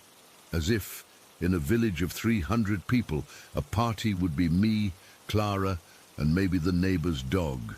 We were fine with it. We liked having the house to ourselves. The house itself was old, not ancient, but old enough that it had those creaks and groans you stop hearing after a while. My room and Clara's were at the back of the house, on the second floor, overlooking the graveyard. Between our 2 bedrooms was a door that led into what we called the event room. It was a weird, big, empty space that ran the width of the house. My parents used it for storage, mostly. Old furniture draped in dusty white sheets, boxes of Christmas decorations, that kind of thing. We never really went in there. It was always cold, even in summer, and it just felt empty in a way that wasn't peaceful. That night we'd ordered pizza, watched some terrible reality TV, and just messed around. It was probably around 11 o'clock when we decided to call it a night and go to our separate rooms. I remember reading for a bit, the light from my lamp casting a warm pool on my duvet, and the absolute silence of the village at night. It's a different kind of quiet out in the country. It's heavy. I must have fallen asleep with my book on my chest, because the next thing I knew I was jolted awake. My heart was already hammering. I lay there in the dark, disoriented, trying to figure out what had woken me. And then I heard it. Thump, drag, thump. It was a heavy, deliberate sound, like someone wearing big, solid work boots was walking across the wooden floorboards of the event room. A step, then a slight scrape, then another step. It wasn't the fast, skittering sound of a mouse or a bird in the roof. This had weight. This had purpose. I froze. My breath caught in my throat. I stared at the closed door that connected my room to the event room. It was just a slab of dark wood in the dim light coming from my window. The sound came again. Thump, drag, thump. It was moving, from one end of the room to the other, pacing. My first thought, the logical one, was that Clara was messing with me. She had a weird sense of humor. I strained to listen, hoping to hear her giggling from the other side of the door. Nothing, just that slow, heavy, booted footfall. Thump, drag, thump. Then I heard a small, choked sound from the other side of my wall. Clara's room, a tiny, terrified whimper. That's when the ice water really hit my veins. It wasn't her. She was hearing it too. My bedside clock glowed red. 3:17 in the morning. The footsteps stopped. The silence that followed was somehow worse. It was a listening silence. I held my breath, my ears straining until they rang. I could hear the blood pulsing in my head. Then, a new sound, a soft rustling noise. It was faint, like someone was gently crumpling a big sheet of paper over and over. It was coming from the event room. I swung my legs out of bed. The floorboards were freezing under my bare feet. I had to do something. I couldn't just lie there. I was the older brother. I was supposed to be the brave one. My mind was racing through possibilities. A burglar? In this village? It made no sense. Maybe an animal? A badger? But the sound was all wrong. It was too bipedal. I crept to my door and opened it a crack, peering out into the dark hallway. Clara's door was opposite mine, also shut. The door to the event room was to my left, at the end of the short hall. It was closed. I took a shaky breath and padded over to her room, turning the handle as quietly as I could. She was sitting bolt upright in her bed, her duvet pulled up to her chin. Her eyes were huge, reflecting the faint moonlight. She looked like a little kid again. "Did you hear that?" she whispered, her voice trembling. I just nodded. I put a finger to my lips. We both listened. The rustling from the event room was a bit louder now, a dry, shifting sound. "We have to check," I whispered back, though every cell in my body was screaming at me to lock the door and hide under the bed. "No," she pleaded, her eyes wide with fear. "We have to. What if it's someone? What if they come in here?" That got her. The thought of the unknown thing in the next room deciding to come through the door was worse than the thought of us going to look at it. She nodded, a tiny, terrified motion. I went back to my room. My heart was a frantic drum against my ribs. I knew what I had to do. I went downstairs, my bare feet flinching at every creak. The house felt different. It felt watched. The darkness in the living room was thick and cloying. I went into the kitchen and opened the cutlery drawer. The metal utensils gleamed dully. I bypassed the normal dinner knives and went for the big one, the one my mum used to joint chickens. The handle was worn smooth wood, the blade about 8 inches long. It felt heavy and alien in my hand. I'm not a violent person. I'd never held a knife like that with intent before. It made me feel sick, but it also made me feel a little less like a potential victim. I went back upstairs, the knife held down by my side. Clara was waiting by her door. She saw the knife and her eyes got even wider, but she didn't say anything. She just moved behind me. We stood there for a moment, two kids in our pajamas, listening at the event room door. The rustling was still there. It sounded like it was right on the other side of the door now. I reached out my left hand, the one not holding the knife. My palm was slick with sweat.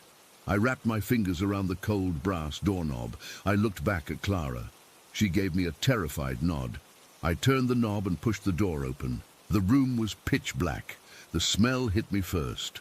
A wave of cold, damp air like cellar earth and old stone.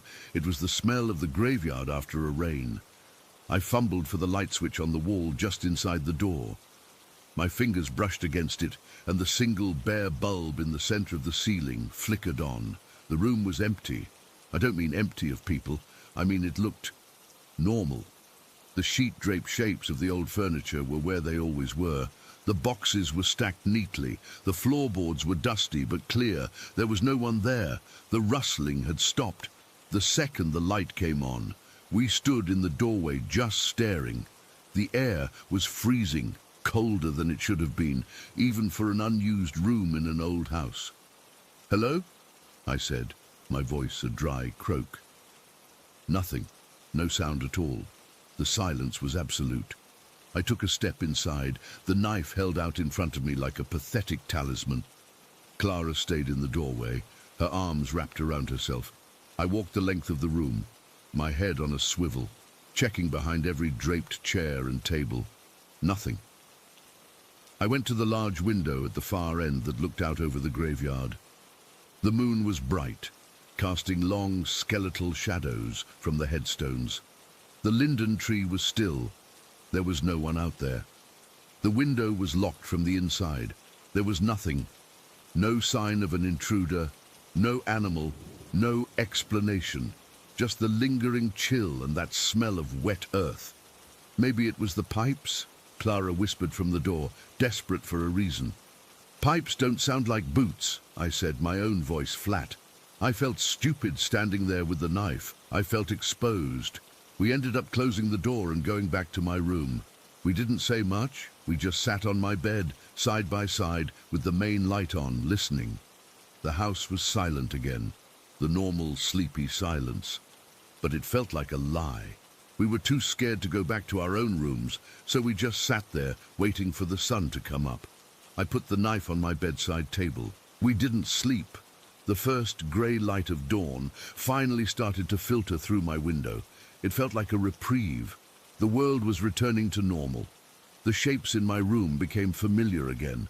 The fear began to recede, leaving behind a thick, weary confusion. "I'm going to make tea," I said, my voice rough from lack of sleep. Clara just nodded, hugging her knees. I stood up, my body stiff and aching. I left the knife on the table. I didn't need it anymore. It was morning. I walked out of my room and into the hallway. I glanced at the event room door. It was still closed.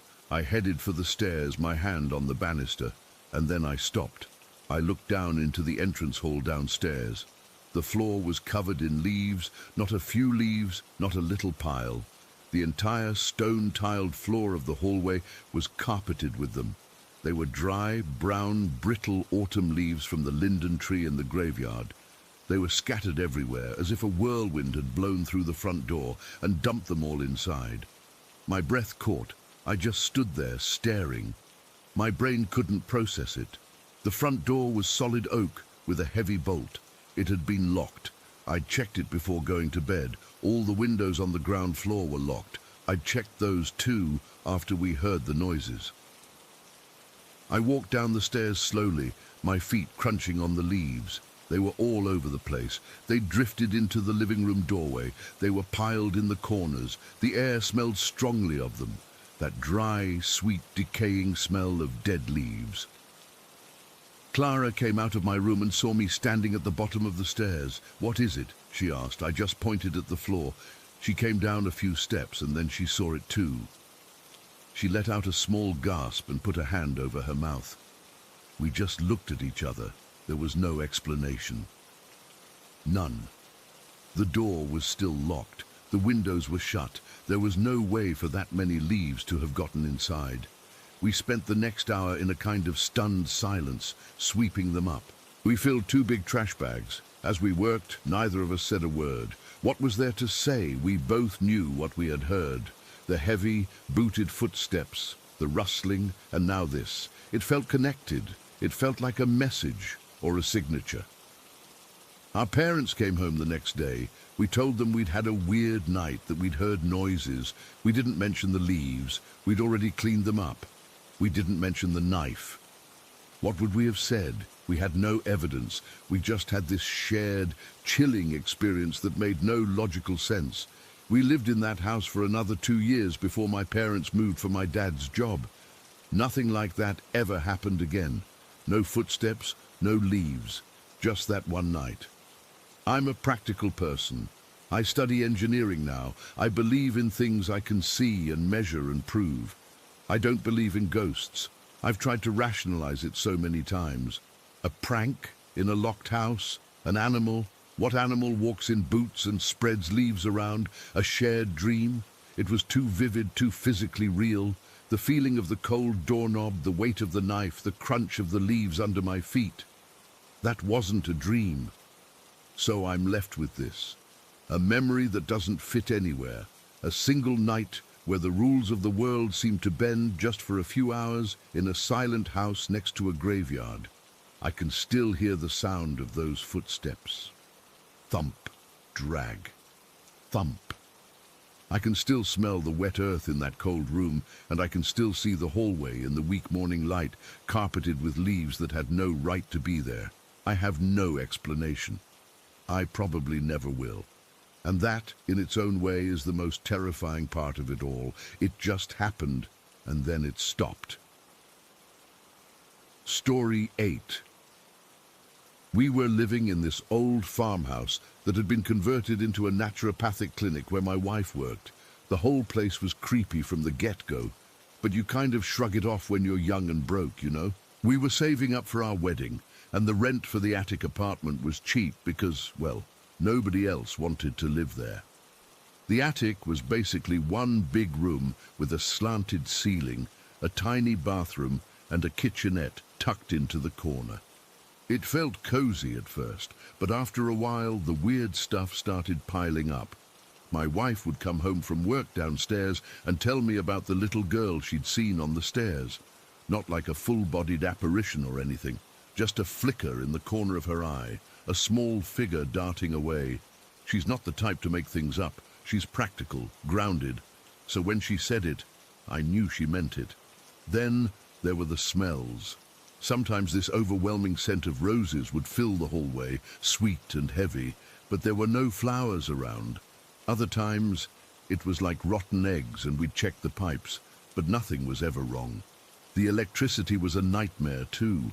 Lights would flicker for no reason, or the radio would turn on by itself, playing static. Our dog, a golden retriever named Max, refused to go near the staircase leading to the second floor. He'd whine and pull back on his leash, and if we tried to force him, he'd just sit and shiver. We joked about it being haunted, but deep down, it was unsettling. The day everything came to a head was the day we were moving out. We'd finally saved enough to get our own place, and I was so relieved. I woke up that morning feeling a mix of excitement and this low-level dread that had been building for months. The sky was overcast, not raining yet, but grey and heavy, like the air was pressing down on everything. I remember the exact feeling. My stomach was tight, and I kept telling myself it was just stress from the move. My wife had already left for work downstairs. She had a few appointments that morning. So I was alone in the apartment, packing up the last of our boxes. I started with the bedroom area, folding clothes and stuffing them into duffel bags. The attic had these old wooden floors that creaked with every step, but that morning the creaks sounded different, like they were echoing more than usual. I'd hear a noise and spin around, expecting to see someone, but it was just empty. At one point I was packing up some books and I felt this cold spot right in the middle of the room. It was weird because the heat was on and the rest of the apartment was warm, but this one patch of air was icy, like walking into a freezer. I shook it off and kept working, but my hands were trembling a little. Around 10 in the morning, my buddy showed up to help. Let's call him Jake. I won't use his real name because he'd kill me if he knew I was talking about this. Jake is a big guy, not easily spooked, and when he walked in, he immediately commented on the vibe. He said, "Man, this place feels off today." I laughed it off, but I knew what he meant. We started carrying boxes down the narrow staircase to his truck parked outside.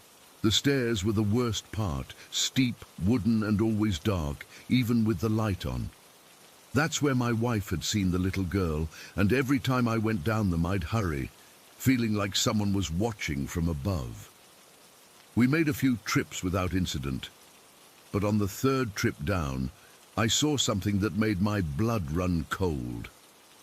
I was ahead of Jake, carrying a box of kitchen stuff, and as I turned the corner on the stairs, I glimpsed a flicker of light from the hallway below. It wasn't the clinic lights. Those were off since it was a weekend, but a soft yellowish glow, like an old lantern. I stopped dead, and Jake almost bumped into me. "What's up?" he asked, and I just pointed.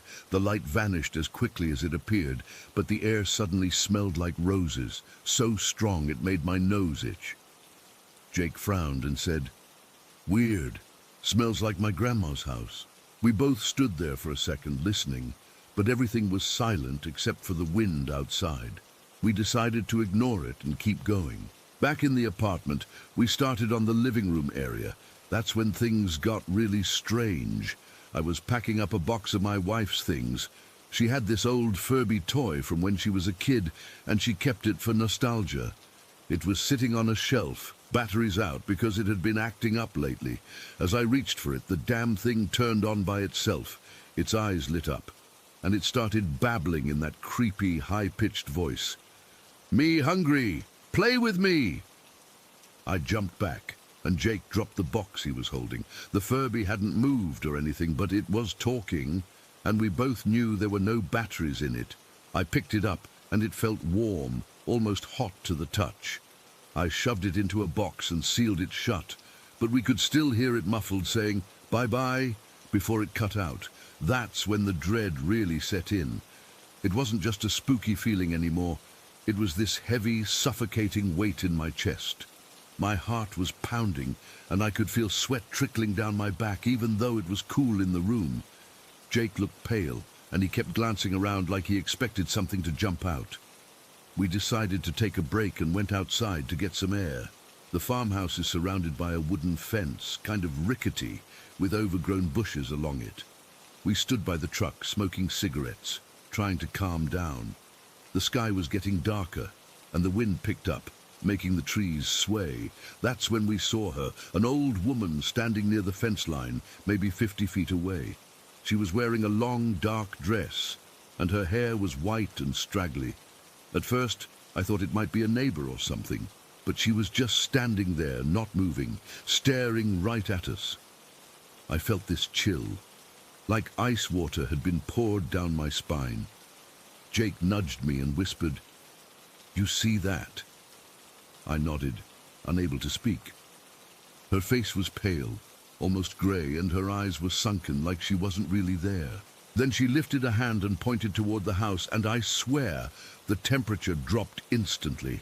My breath fogged in the air, and Jake's cigarette trembled in his hand. We both backed away slowly, not taking our eyes off her. Then, behind the fence, something else moved. It was huge, a shadow figure taller than a man, and it had these glowing red eyes that seemed to burn into me. I've never seen anything like it. It was like a shape cut out of the darkness, but solid, and it was leaning over the fence, watching us. The dread turned into pure terror. My legs felt weak, and I could hear my own heartbeat thudding in my ears. Jake grabbed my arm and said, "We need to go, now."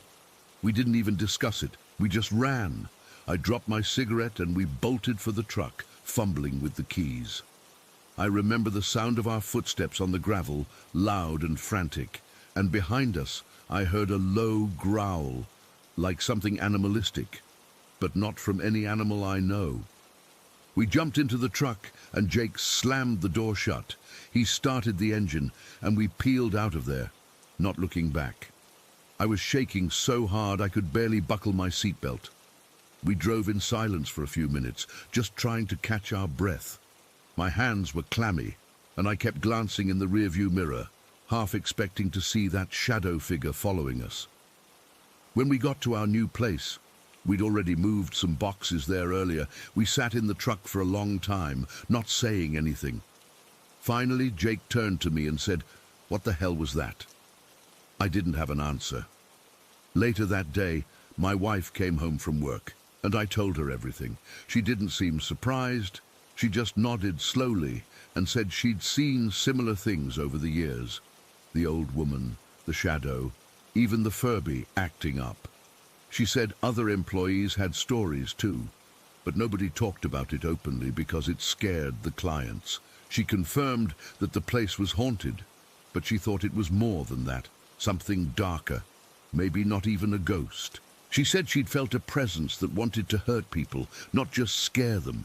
Hearing her say that made it all real, and I knew I could never go back there. We left the rest of our stuff behind. I didn't care about losing a few boxes. I just wanted to be far away from that farmhouse. To this day, I don't know what we saw. Was it a ghost, a demon, something else? I've read about shadow people and hauntings, but nothing fits perfectly. All I know is that it felt evil, and the memory of those glowing eyes still haunts me. I never set foot in that place again, and my wife quit her job not long after. We moved on, got married, and life is better now. But sometimes, when I'm alone in the dark, I get this feeling like I'm being watched. And I remember that day. I can't explain it, and I don't think I ever will. It's just one of those things that happened, and I'm left with the chills, wondering if it could happen again. Story 9. It was one of those days that starts so normal you don't even notice the beginning. You're just in it. I was at my girlfriend's place, a little 2-bedroom apartment she shared with her younger sister.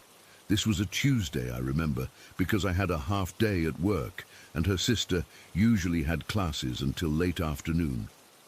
The sun was still out, but it was that kind of weak, late autumn light that doesn't warm anything up, just makes the world look tired.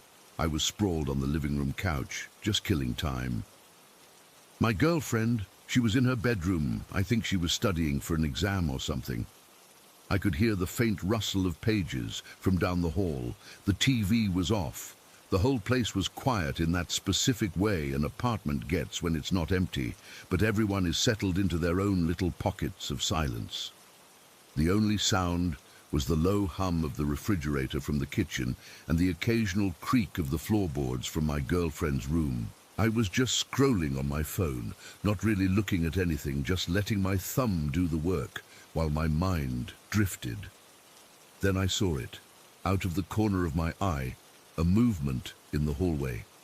I turned my head, not fast, just casually, and I saw a figure step into the bathroom. The bathroom door was right at the end of the hall, directly in my line of sight from the couch.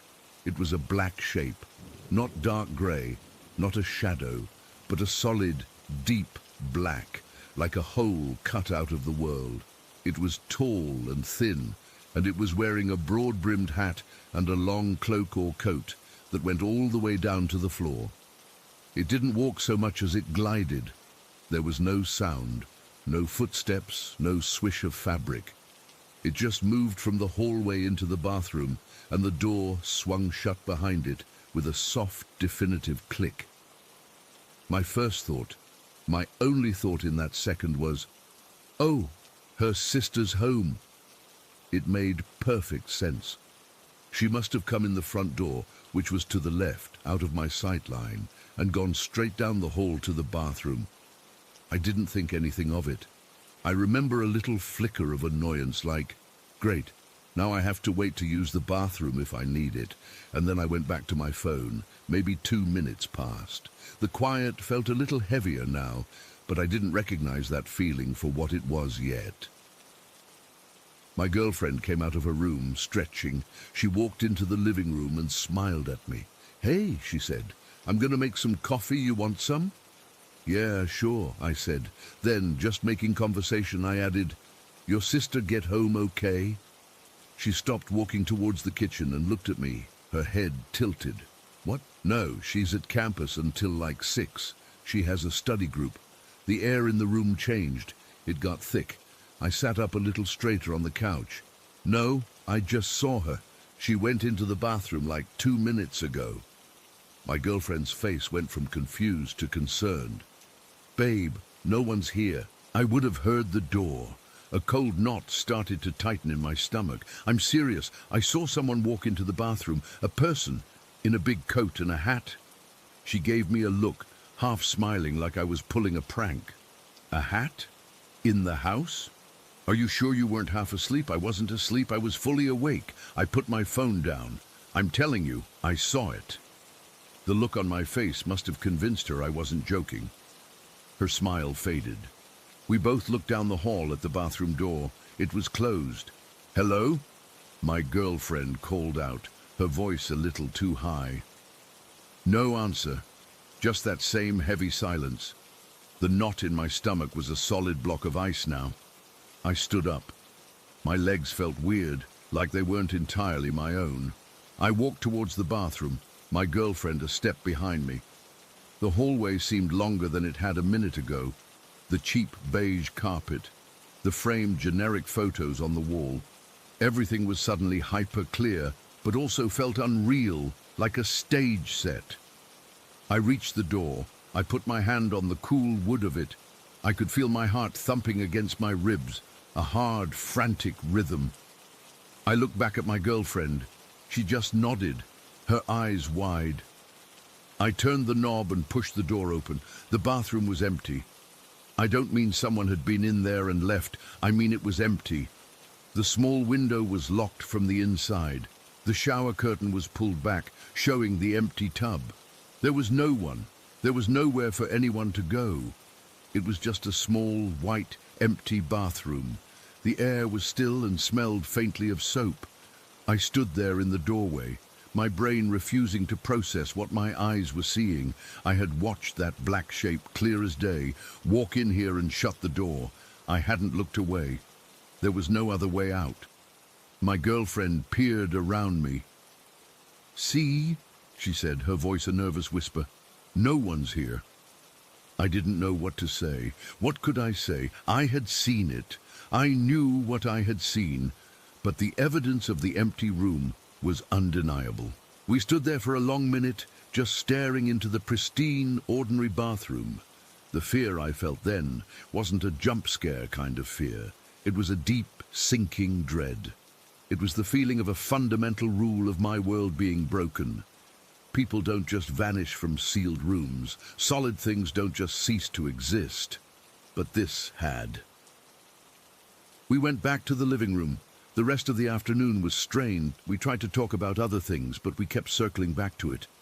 She thought maybe I'd seen a shadow from a car passing outside. Even though the windows in the hall didn't face the street, I knew it wasn't a shadow.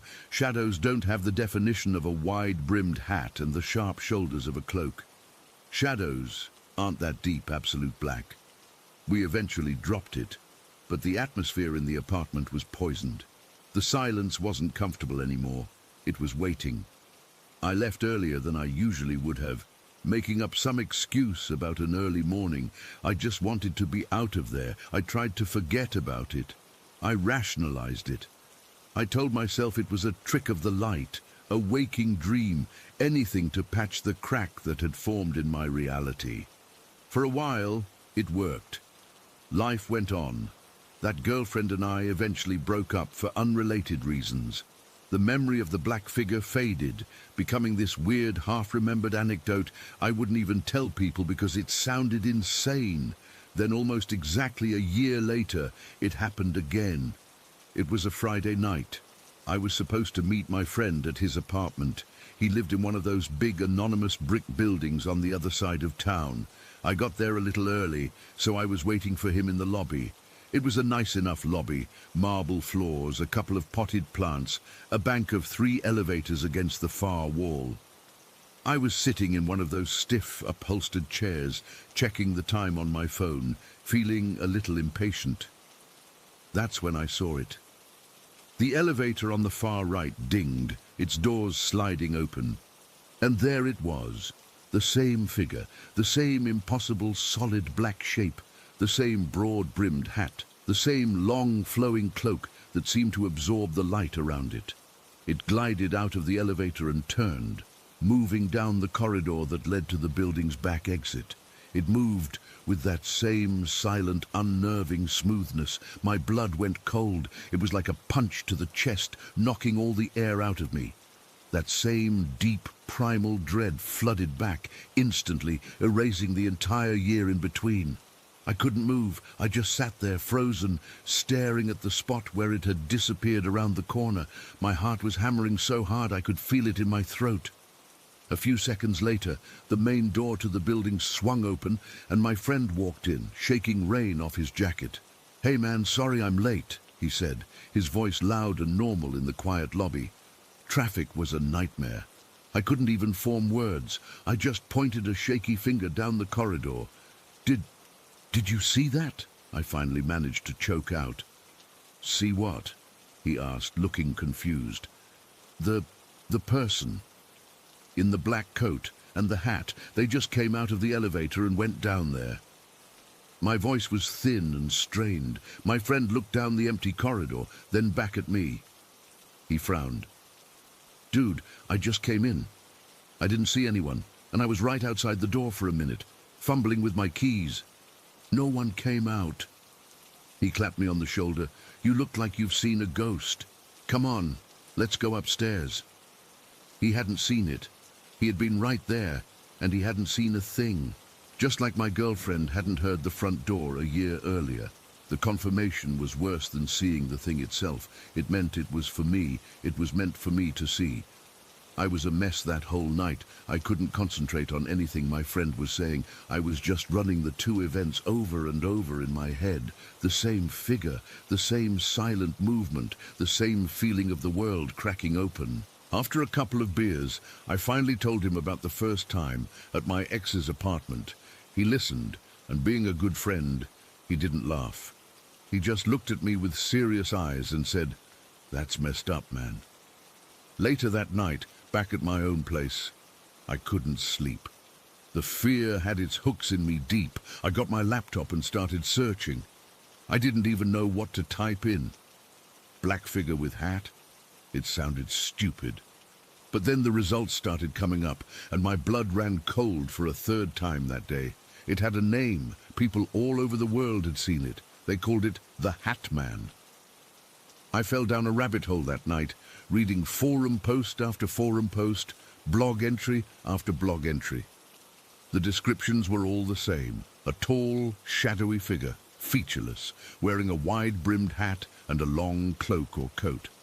It was often seen out of the corner of the eye. It never interacted with anyone, just observed or moved with purpose to a location and then vanished. Some people saw it in their dreams. Sleep paralysis was a common theme.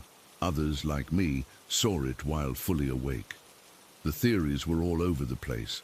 A sleep disorder hallucination, a psychic projection from negative energy, a tulpa created by collective fear, a demon, an interdimensional traveler. None of it mattered. What mattered was that I wasn't crazy. Other people had seen this exact same thing, but that was almost worse. Knowing it was a known phenomenon didn't make it less terrifying. It made it more real. It meant this thing, whatever it was, had a pattern. It existed, and it had chosen to reveal itself to me twice. The first time, at my girlfriend's, had been bad. It had left me unsettled for weeks. But this second time, this broke something in me. It wasn't just a random, isolated, weird event anymore. It was a pattern. It was a connection.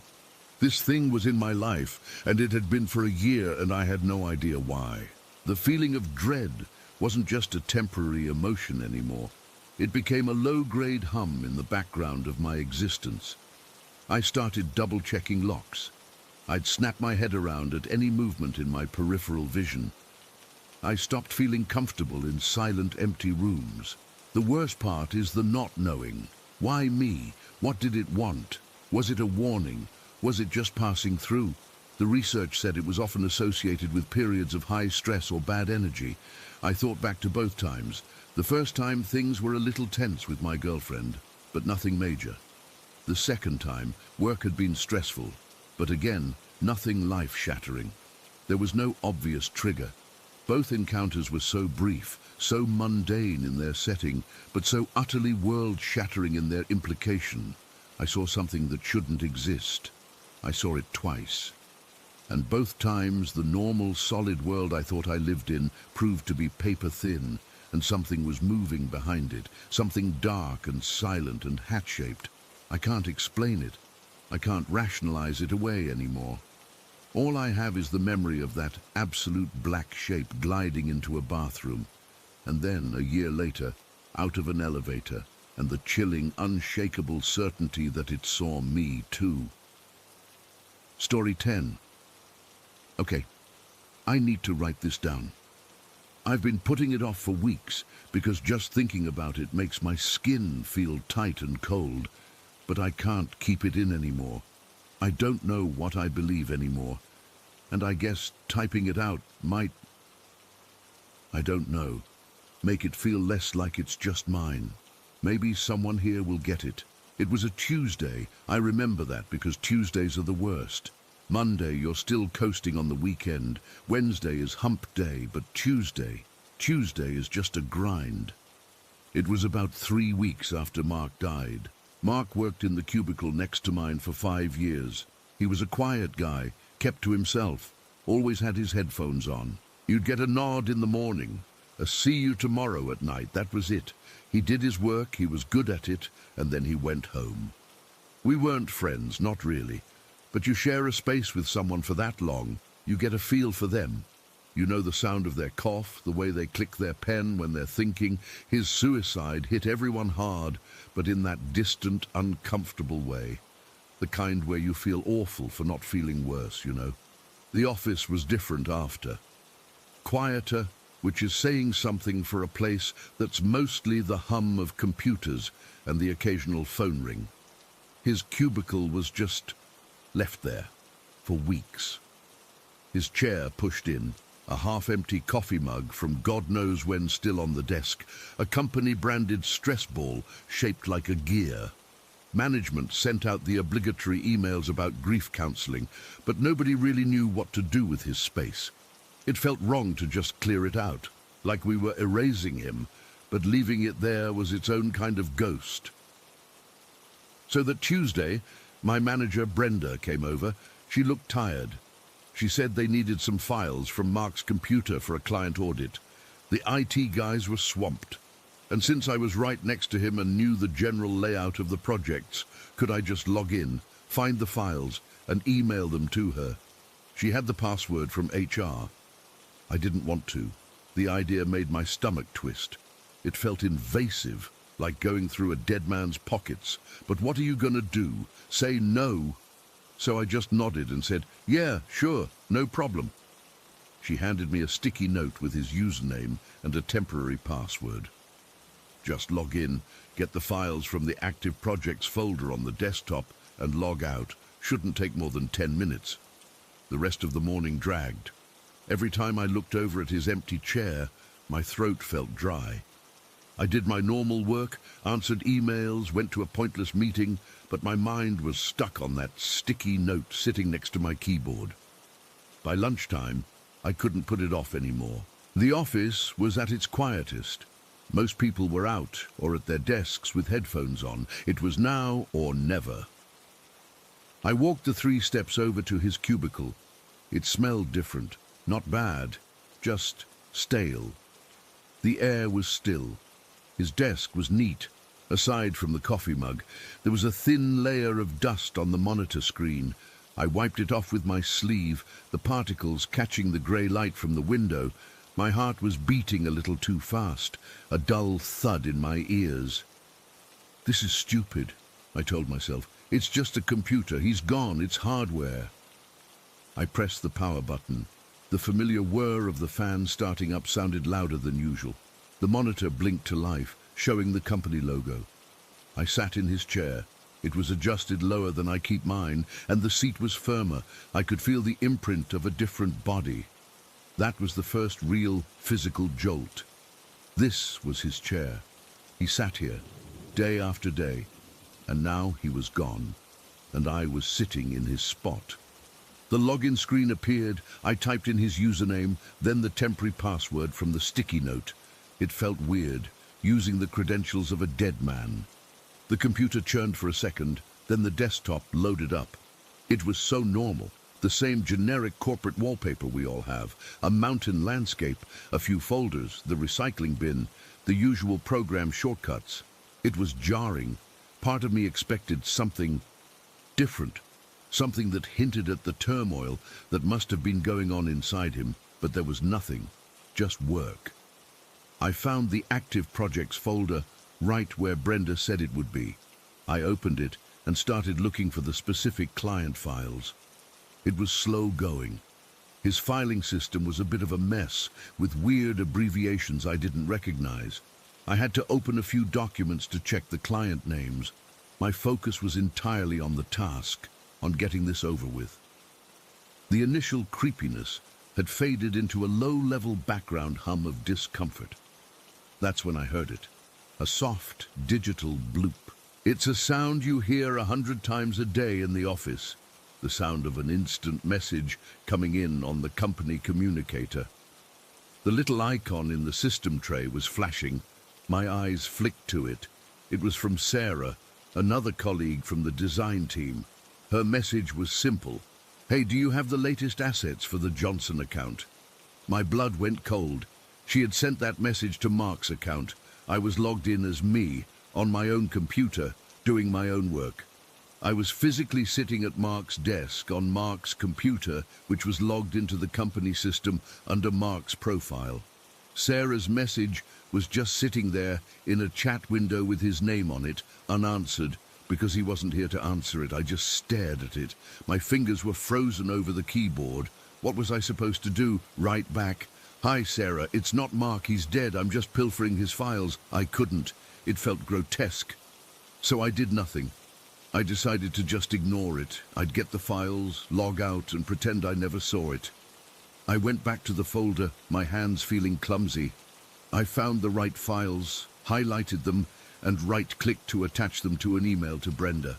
My movements were jerky. The silence in the cubicle felt heavy, pressurized. All I could hear was the frantic thumping in my own chest. And then it happened. Another bloop. This one was different, sharper. It wasn't the sound of an incoming message. It was the sound of a message being sent. My head snapped towards the communicator window. The chat with Sarah was still open. And right below her question, "Hey, do you have the latest assets for the Johnson account?" was a new line. It was from Mark's account. It was a blank message. I'm not talking about a message with a space in it or a period. I mean, it was completely blank. The timestamp was right there, updating to the current time. The little sent icon was next to it, a message bubble with nothing in it, an empty rectangle of digital space, sent from the account of a man who had been in the ground for 3 weeks. Time stopped. I couldn't breathe. I couldn't move. I just stared at that empty white box on the screen. My brain short-circuited. It tried to process what I was seeing and came up with nothing, a blank message. How? Why? My first, stupid, logical thought was that I'd accidentally hit the enter key. My hands were on the keyboard. Maybe I'd brushed it, but my hands were nowhere near the keyboard when I heard the sound. They were on the mouse, dragging files, and even if I had, the cursor wasn't in the message box. The chat window was just open. It wasn't active. You'd have to click in the typing field to send a message, even a blank one. A cold sweat broke out all over my body, instant and icy. It prickled on my back, under my arms, on my scalp. My mouth was desert dry. I could feel every single hair on my arms standing straight up.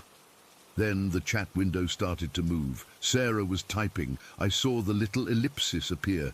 She was writing a response to the blank message. From her dead co-worker, I watched, paralyzed, as the ellipsis pulsed. On, off, on, off. What was she thinking over there? What was she seeing? Was she confused, annoyed, scared? Her message popped up. Mark? The 3 question marks felt like 3 punches to my gut. She thought it was him. Of course she did. It came from his account. The blank message was a glitch, a weird error, and she was asking if it was really him. And then the worst part happened. The part that I still see when I close my eyes. The ellipsis appeared again. On Mark's side of the chat, he was typing back, or something was. I made a sound then, a choked, guttural noise that was half gasp, half sob. I scrambled back from the desk, pushing the chair away so hard it slammed into the cubicle wall with a loud thud. I didn't care. I was on my feet, backing away, my eyes glued to that pulsing ellipsis. It was happening, right now, in real time. A conversation was happening between a living woman and an account that belonged to a dead man. I didn't wait to see what it sent. I couldn't. A primal animal terror had taken over. I lunged for the computer tower under the desk and fumbled for the power button, jabbing at it until the screen went black. The sudden silence was deafening. I stood there, panting in the middle of the silent office. My whole body was shaking. I could feel my knees threatening to buckle. I looked around, but no one had noticed. Someone was laughing by the coffee machine down the hall. Life was just going on. I stumbled back to my own cubicle and fell into my chair. I put my head in my hands, trying to steady my breathing. What the hell just happened? A technical glitch? It had to be. Some kind of system lag. A delayed message. A bug in the software. That's what my rational mind was screaming at me. But my gut, my entire nervous system knew that wasn't it. The timing was too perfect. The blank message. The response. The typing. I had to tell someone. I grabbed my phone to text Brenda to tell her I couldn't do it, that something weird happened. But as my thumb hovered over the screen, I stopped. What would I say? Hey Brenda, Mark's ghost is sending IMs. I'd sound insane. I'd be the guy who lost it after his co-worker died. I put the phone down. The rest of the day was a blur. I couldn't focus on anything. Every little sound made me jump. Every time an IM blooped on my own computer, my heart seized. I kept glancing over at Mark's dark, silent computer, half expecting it to turn on by itself. I saw Sarah later, around 4 o'clock, walking back from a meeting. She looked perfectly normal, laughing with someone. She didn't look scared or disturbed. She caught my eye and gave me a small, sad smile, the kind we all gave each other since it happened, and then looked away. She didn't come over to ask me if I'd seen anything weird. She didn't mention a strange I am nothing that messed with my head more than anything. Had she just written it off as a glitch? Did she even remember it? Or did she get a second message after I ripped the power?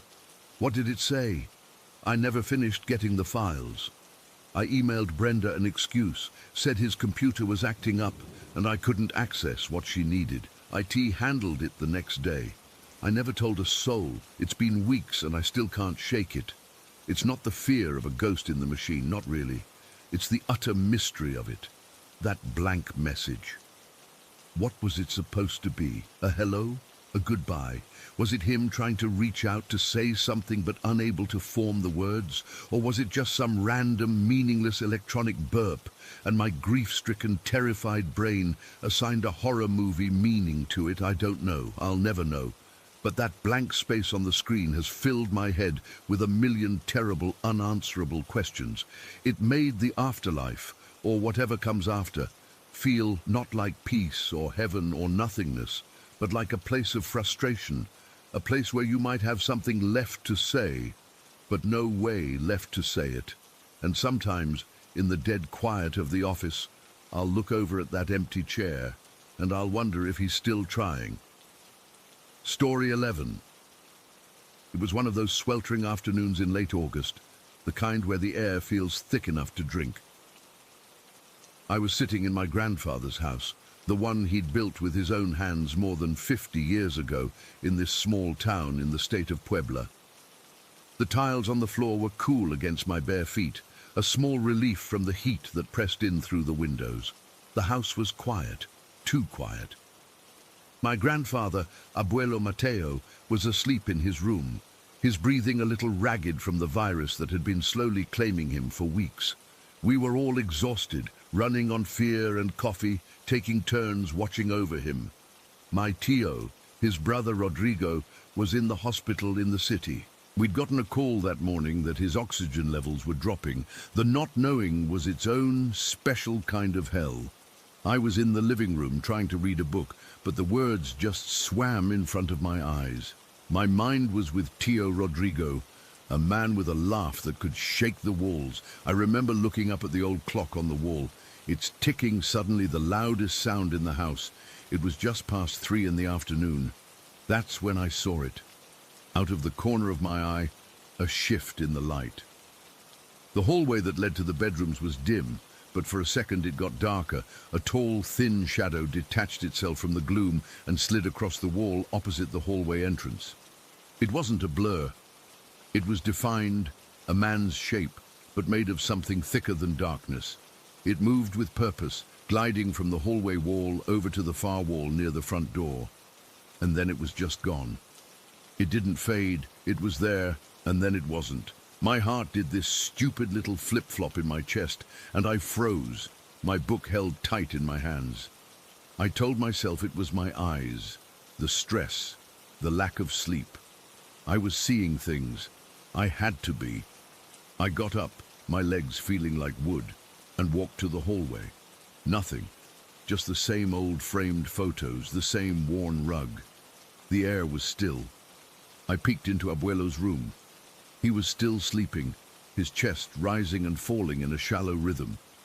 I went back to my chair, but I couldn't sit. I stood there listening. The house was silent again, except for that damn clock.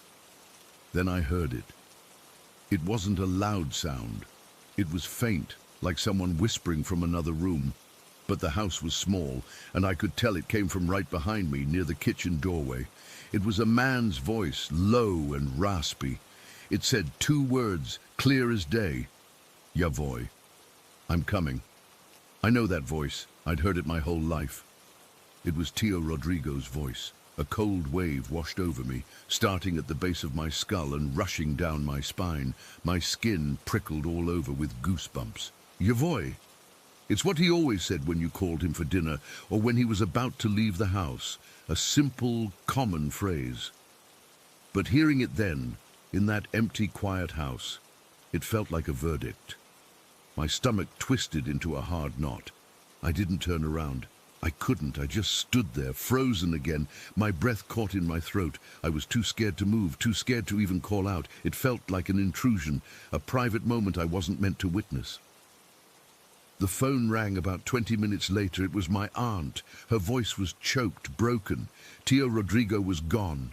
He had passed away just after 3 o'clock, she said, the exact time I saw the shadow, the exact time I heard his voice. I didn't tell anyone what I'd seen and heard. Not then. What would I say? I helped my mom and my aunts make the necessary calls, my hands shaking as I dialed numbers, my voice strangely calm as I relayed the terrible news to relatives. It felt like I was moving through thick mud. All I could think about was that shadow, that voice. Yavoy. Later that evening, as the sun was setting and painting the sky in oranges and purples, Abuelo Mateo woke up. He was weak, his eyes cloudy with fever and medication. My mom was helping him take a sip of water. He looked around the room, his gaze drifting past her, and he focused on the empty space near his rocking chair. He smiled. A small, tired thing. Rodrigo was here, he said, his voice a dry whisper. My mom and I exchanged a look. Her eyes were red and puffy. No, Papa, she said softly, stroking his hand. Rodrigo he's in the hospital. Abuelo shook his head slowly, insistently. No, hija. He was just here. He stood right there. He pointed a trembling finger toward the corner of the room. He told me not to worry, that he would wait for me. A chill, deeper and more profound than the one from the afternoon, settled in my bones. He saw him. My grandfather, in his feverish state, had seen his brother, and he'd described him standing in the exact spot where I had seen that shadow glide across the wall earlier, the spot where I'd heard the voice. It wasn't just me, it wasn't my imagination. Something had been in this house. Abuelo Mateo died 2 days later. The grief was a physical weight on all of us. The house, once so full of his presence, felt cavernous and hollow. We started the long, sad process of sorting through his things, of planning a double funeral in the middle of a pandemic, where we couldn't even properly hug each other. It was the day after the funeral, about a week after everything had happened, when the strangeness really began. We were all sitting in the living room, my mom, 2 aunts and me, just sitting in silence, too drained to even talk. Abuelo's rocking chair was in its usual spot by the window. It was an old chair, the wood dark and smooth from decades of use. He'd sit there every evening, rocking slowly, watching the world go by. Out of nowhere, the chair started to rock. Not a little shudder, a full back and forth motion like someone had just gotten up from it and set it swinging. But no one was near it. No one had touched it. There was no breeze. The windows were closed. We all saw it. We all fell silent, our conversations dying in our throats. We just watched it, this empty chair rocking steadily, the creak of the wood the only sound in the room. It rocked for a good minute, maybe 2, before slowly, gradually coming to a stop. My tia crossed herself. No one said anything. What was there to say? The next day, it was the plates. We were in the kitchen putting away some of Abuelo's good china that we'd decided to keep in the family. The plates were stacked on the counter. I turned my back for a second to grab a towel, and I heard a sharp, scraping sound. I turned around. One of the plates, a heavy ceramic dinner plate from the middle of the stack, had slid about 6 inches across the Formica countertop. It hadn't fallen. It hadn't been pushed. It had just moved, as if someone had dragged a finger across it. There was no one else in the kitchen with me. That's when my mom's friend, Senora Rosario, called. She lived down the street. She said she was sorry to bother us, but she had to ask. She'd seen Abuelo Mateo just this morning, walking down the street toward his house. She said he was wearing his favorite guayabera, the white one, and his old straw hat. She'd waved, but he didn't wave back, just kept walking. She thought maybe the reports of his death were wrong, maybe he'd gotten better. My mom had to tell her no, he was gone. We'd buried him yesterday. Another friend called later that week with a similar story. He'd seen Abuelo sitting on his porch in his rocking chair, just like always. We didn't know what to think. We were raised with stories, with folklore. We grew up hearing about the duende, la llorona, about spirits that linger. But this was different. This wasn't a spooky story. This was my grandfather. At first it was, I don't want to say comforting because that's not right. It was less scary than it was bewildering. It felt like he was still around, like he hadn't really left us. We'd feel a sudden cool spot in a warm room or catch the faint familiar scent of his pipe tobacco in the air, even though all his pipes were packed away. It felt like a presence, a watchful one. We'd talk to him sometimes, saying goodnight, telling him we missed him. It felt like he could hear us. But then, slowly, it began to change. The feeling of presence started to feel less specific. It wasn't Abuelo anymore. It was just a presence. The cool spots felt colder, almost drafts. The rocking chair would rock more violently sometimes. Not a gentle sway, but a frantic, jerky motion that made the whole thing look like it was about to fly apart. Once, a cabinet door in the kitchen slammed shut so hard, a glass inside shattered. There was no one in there. The comforting feeling faded, replaced by a low-grade, constant unease. The house didn't feel like his home anymore. It felt like it was occupied by something that was just lingering, something that didn't belong.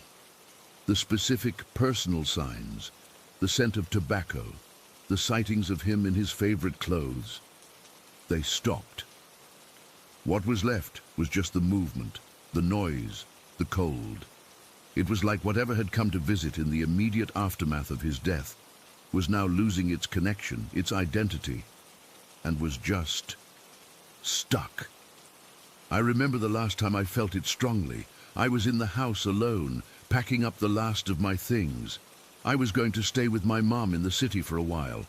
I was in the living room, and that feeling of being watched was so intense. It was like a pressure on the back of my neck. I could feel it, a cold, dense spot right behind the rocking chair. I didn't look. I didn't want to see another shadow. I just grabbed my bag and got out, my heart hammering against my ribs. I stood on the porch in the bright, hot, normal sunlight, and I looked back at the dark doorway of the house. It felt like the house itself was holding its breath. I never felt it again after that. We sold the house a few months later. The new family never complained about anything. As far as I know, I think about it all the time. I think about the shadow I saw the moment my Tio died. I think about my grandfather telling us his brother had visited.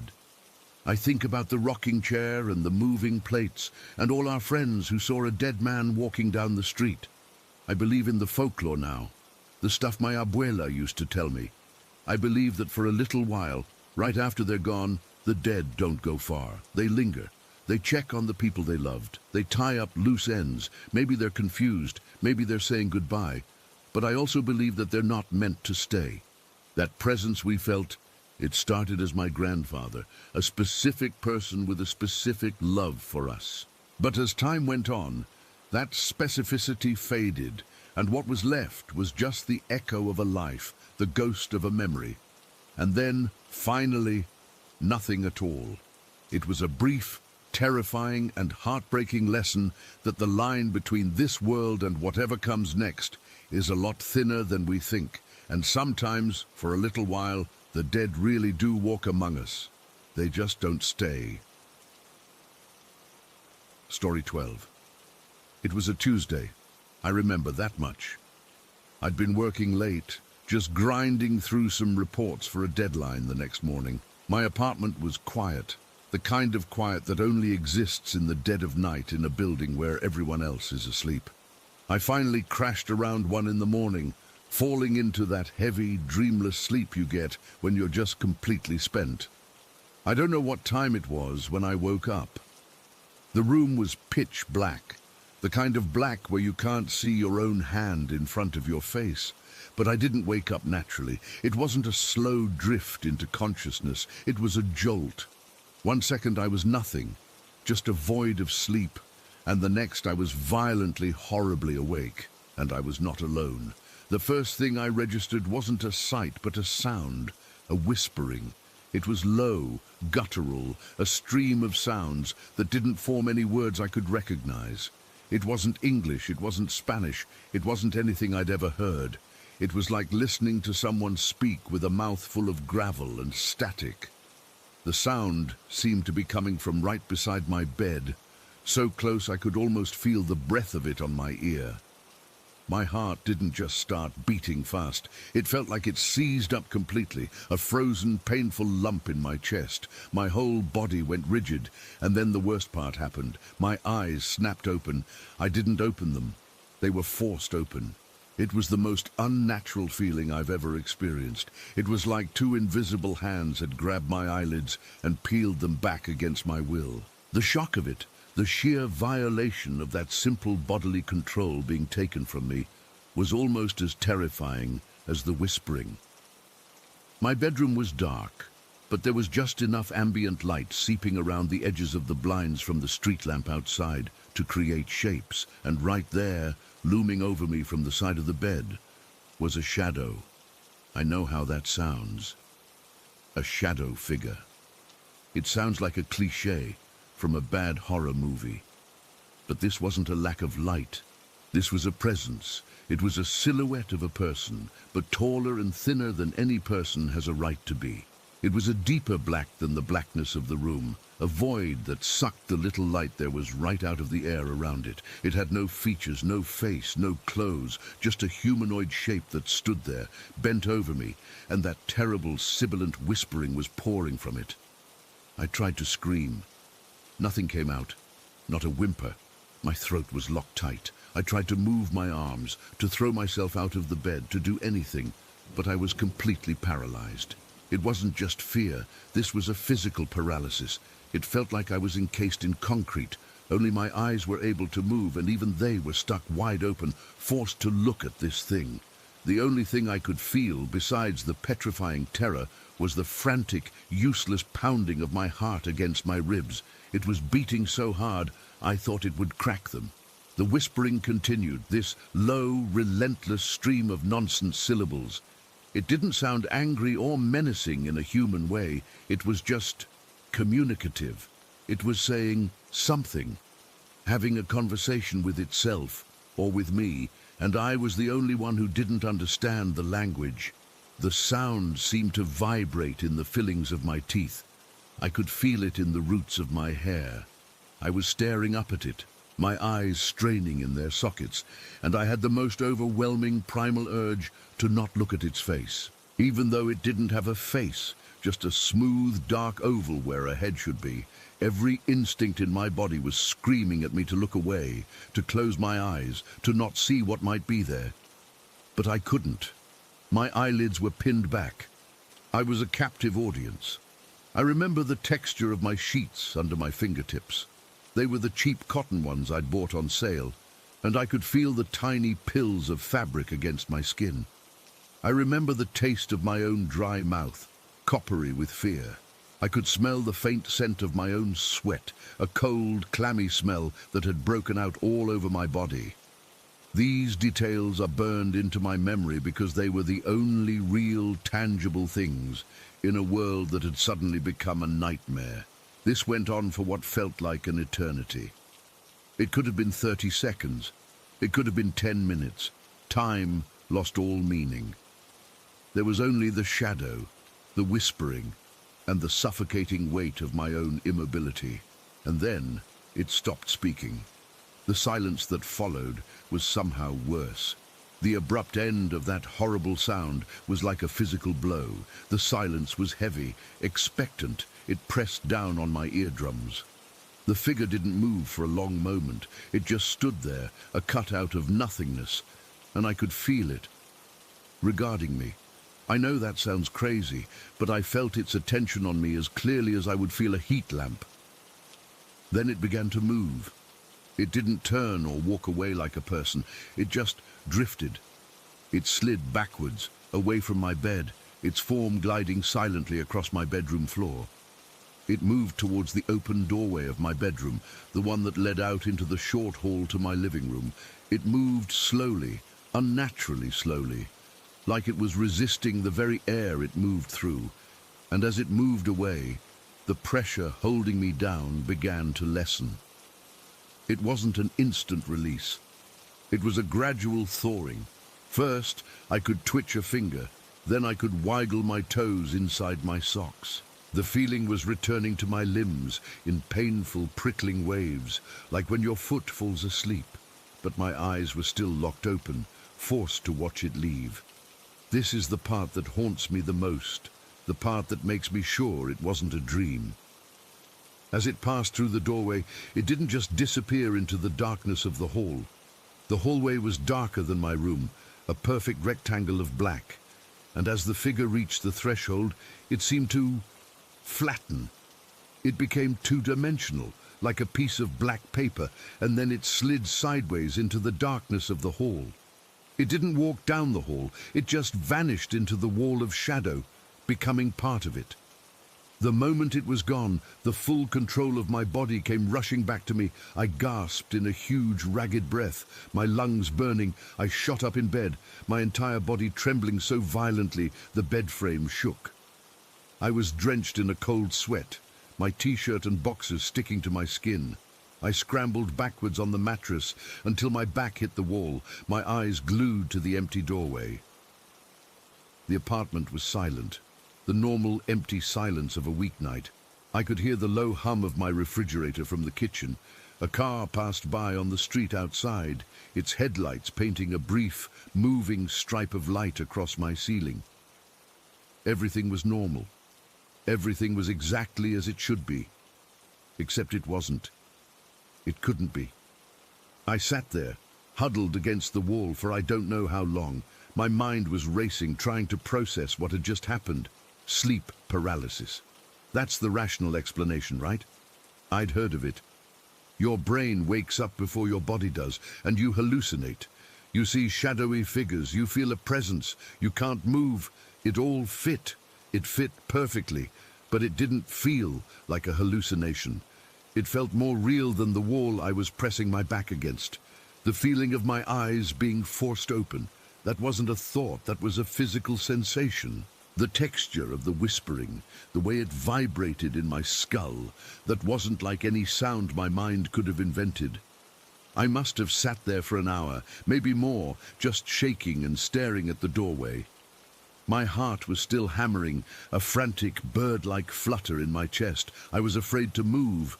I was afraid that if I moved, if I made a sound, it would come back, that it was just waiting in the darkness of the hall, listening for me. Eventually, the need to know became stronger than the fear. I had to turn on a light. I had to prove to myself that I was alone. Moving felt like a monumental effort. I untangled my legs from the sweaty sheets and slowly, carefully, put my feet on the floor. The wood was cool. I stood up, my legs wobbling, and took a hesitant step towards my bedside table. My eyes never left the doorway. My hand fumbled for the lamp, knocking over a glass of water I had there. I didn't even care. I found the switch and clicked it. Light, beautiful, blinding electric light flooded the room. I had to squint, my eyes aching from being held open for so long. I looked around. My room was exactly as I'd left it. Clothes on the chair, my laptop on the desk, the reports I'd been working on stacked neatly beside it. The doorway to the hall was just a doorway. There was no shadow, there was no presence. I walked, step by cautious step, to the doorway. I reached a hand out and flipped the switch for the hall light. It turned on, illuminating the short, empty corridor and the living room beyond. Everything was normal. Empty, quiet. I did a full circuit of my small apartment, turning on every single light, checking behind the sofa, in the closet, even though the rational part of my brain knew that whatever that was, it wasn't hiding in a closet. It was gone. The apartment was just an apartment. But the feeling wasn't gone. The dread was still there, coiled in my gut like a snake. It was a cold, heavy certainty that something had been in my room, something had been standing over me. Something had spoken to me in a language that shouldn't exist. I didn't sleep for the rest of the night. I sat on my sofa in the brightly lit living room, wrapped in a blanket, and just waited for the sun to come up. I jumped at every tiny noise, every creak of the building settling. The normal sounds of the night had become threatening. When the sky finally began to lighten from black to a deep pre-dawn blue, I felt a small measure of relief. But it was a fragile thing. I went to work that day running on pure adrenaline. I was jumpy, distracted. Every time someone came up behind me quietly, my heart would leap into my throat. The memory of that whispering was stuck in my head on a loop. I've been in scary situations since then. I was in a car accident a few years back, a real fender bender that could have been a lot worse. In that moment of impact, I felt fear, a sharp, clean, rational fear.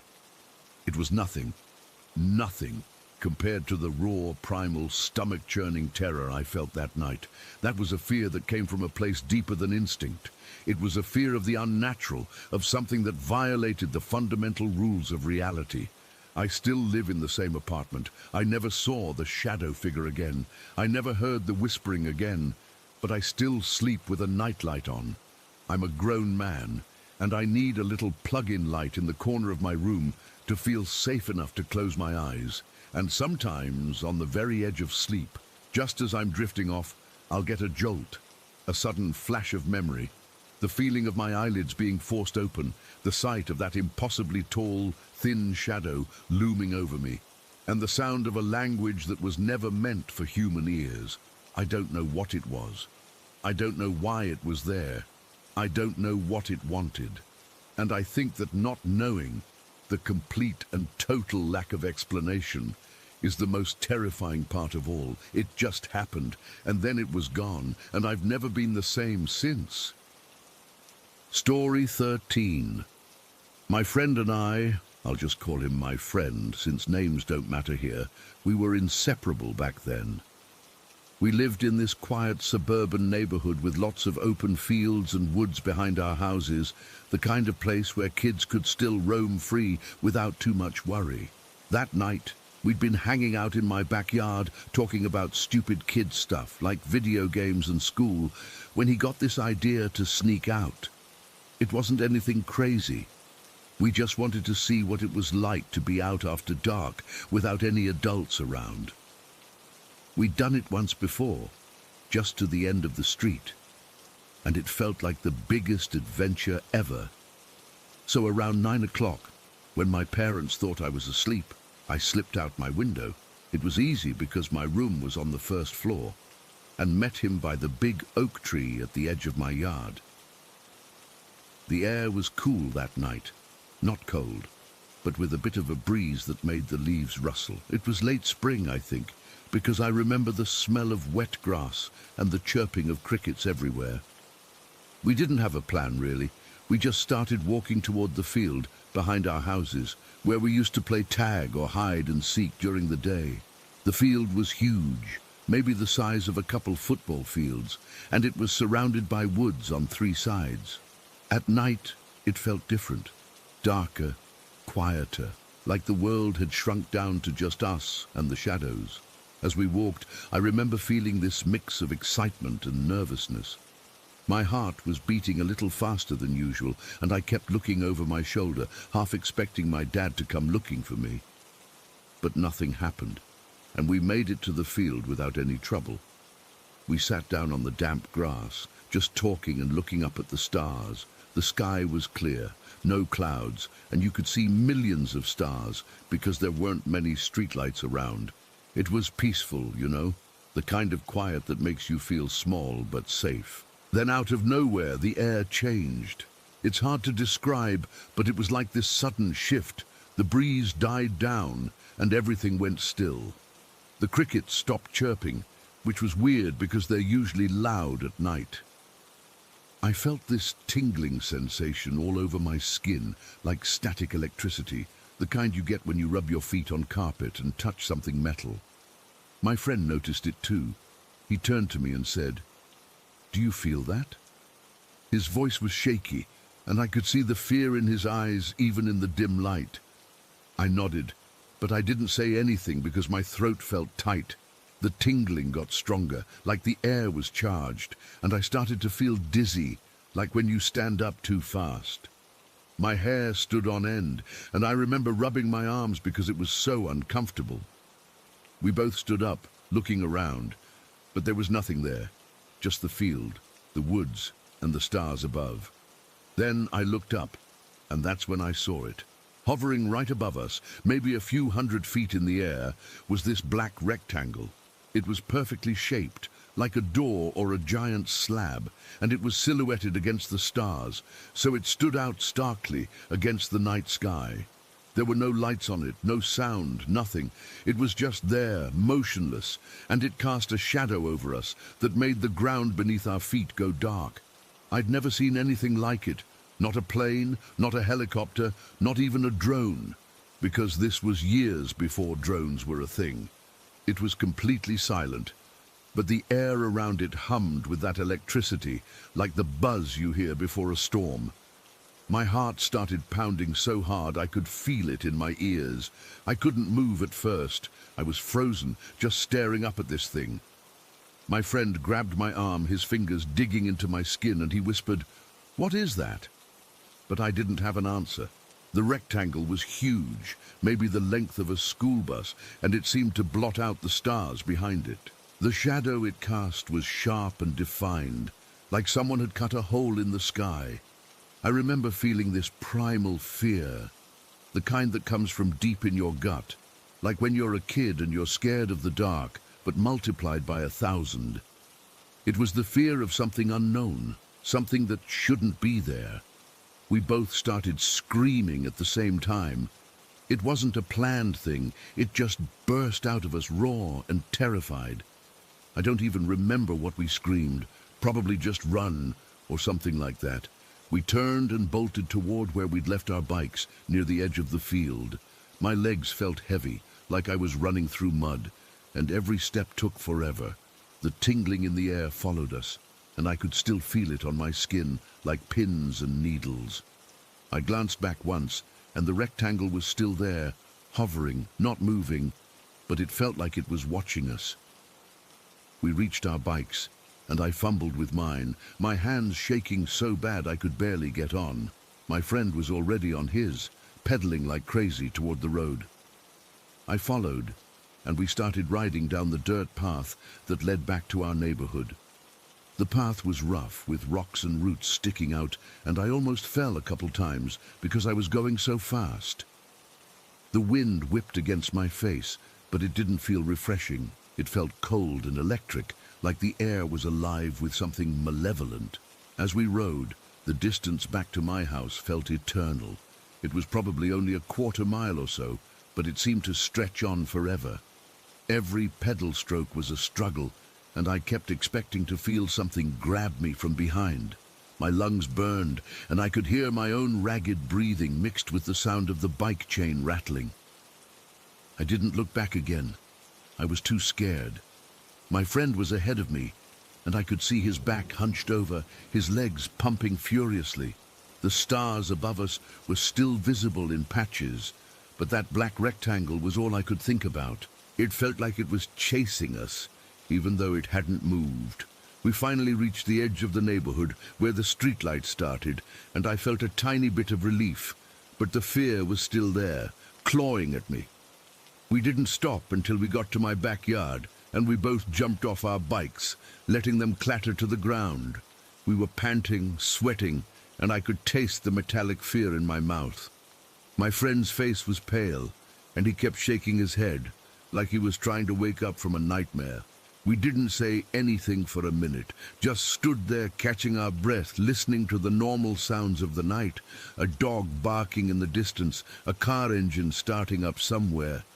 Then, he whispered, "Did that really happen?" And I just nodded. We both knew it had. We sneaked back into our houses, and I climbed through my window, my heart still racing. I lay in bed for hours, staring at the ceiling, unable to sleep. Every time I closed my eyes, I saw that black rectangle against the stars, and I felt that tingling electricity on my skin. I didn't tell my parents. I was too afraid they wouldn't believe me, or that I'd get in trouble for sneaking out. The next day, everything seemed normal. The sun was out, birds were singing, and my friend and I met up like nothing had happened, but we didn't talk about it much. We just kind of avoided the subject, like if we didn't mention it, it might go away. But it never did. Over the years, I've thought about it a lot. As an adult, I've read about experimental aircraft or drones, and part of me wants to believe it was something like that. Maybe a military test or something, but the terror of that moment is still vivid, like it happened yesterday. The way the air tingled, the silence, the sheer wrongness of it all. It stuck with me. I've never seen anything like it since, and I don't know if I ever will. But sometimes, on clear nights, I'll look up at the stars and feel a shiver run down my spine, remembering that black rectangle and how small and helpless we felt under it. I still don't have any answers, and maybe I never will. It's just one of those things that happened, and all I can do is live with the memory. Story 14. That day started like any other lazy Sunday. It was hot as hell, the kind of heat that makes you feel like you're breathing through a wet cloth. The fans were whirring, but they didn't do much except stir the humid air around. My cousin S was over at our house. She's a few years younger than me, maybe 16 at the time, and she's always been the energetic one, full of life and laughter. We were bored out of our minds, so we decided to watch this old Tamil movie my uncle had on DVD. It was one of those dramatic films where a goddess possesses a woman, and there's all this chanting and dancing. We'd seen it before, but that day, for some stupid reason, S got this idea to imitate the possession scene. We were in the living room, the TV blaring, and S started mimicking the actress, swaying her arms and muttering nonsense words she made up. I joined in at first, laughing because it seemed funny. We were just kids messing around.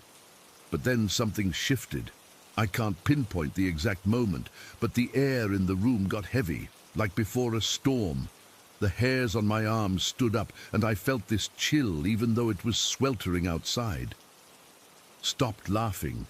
Her eyes glazed over, and she stared at nothing, like she was looking right through me. Then she screamed. It wasn't a normal scream.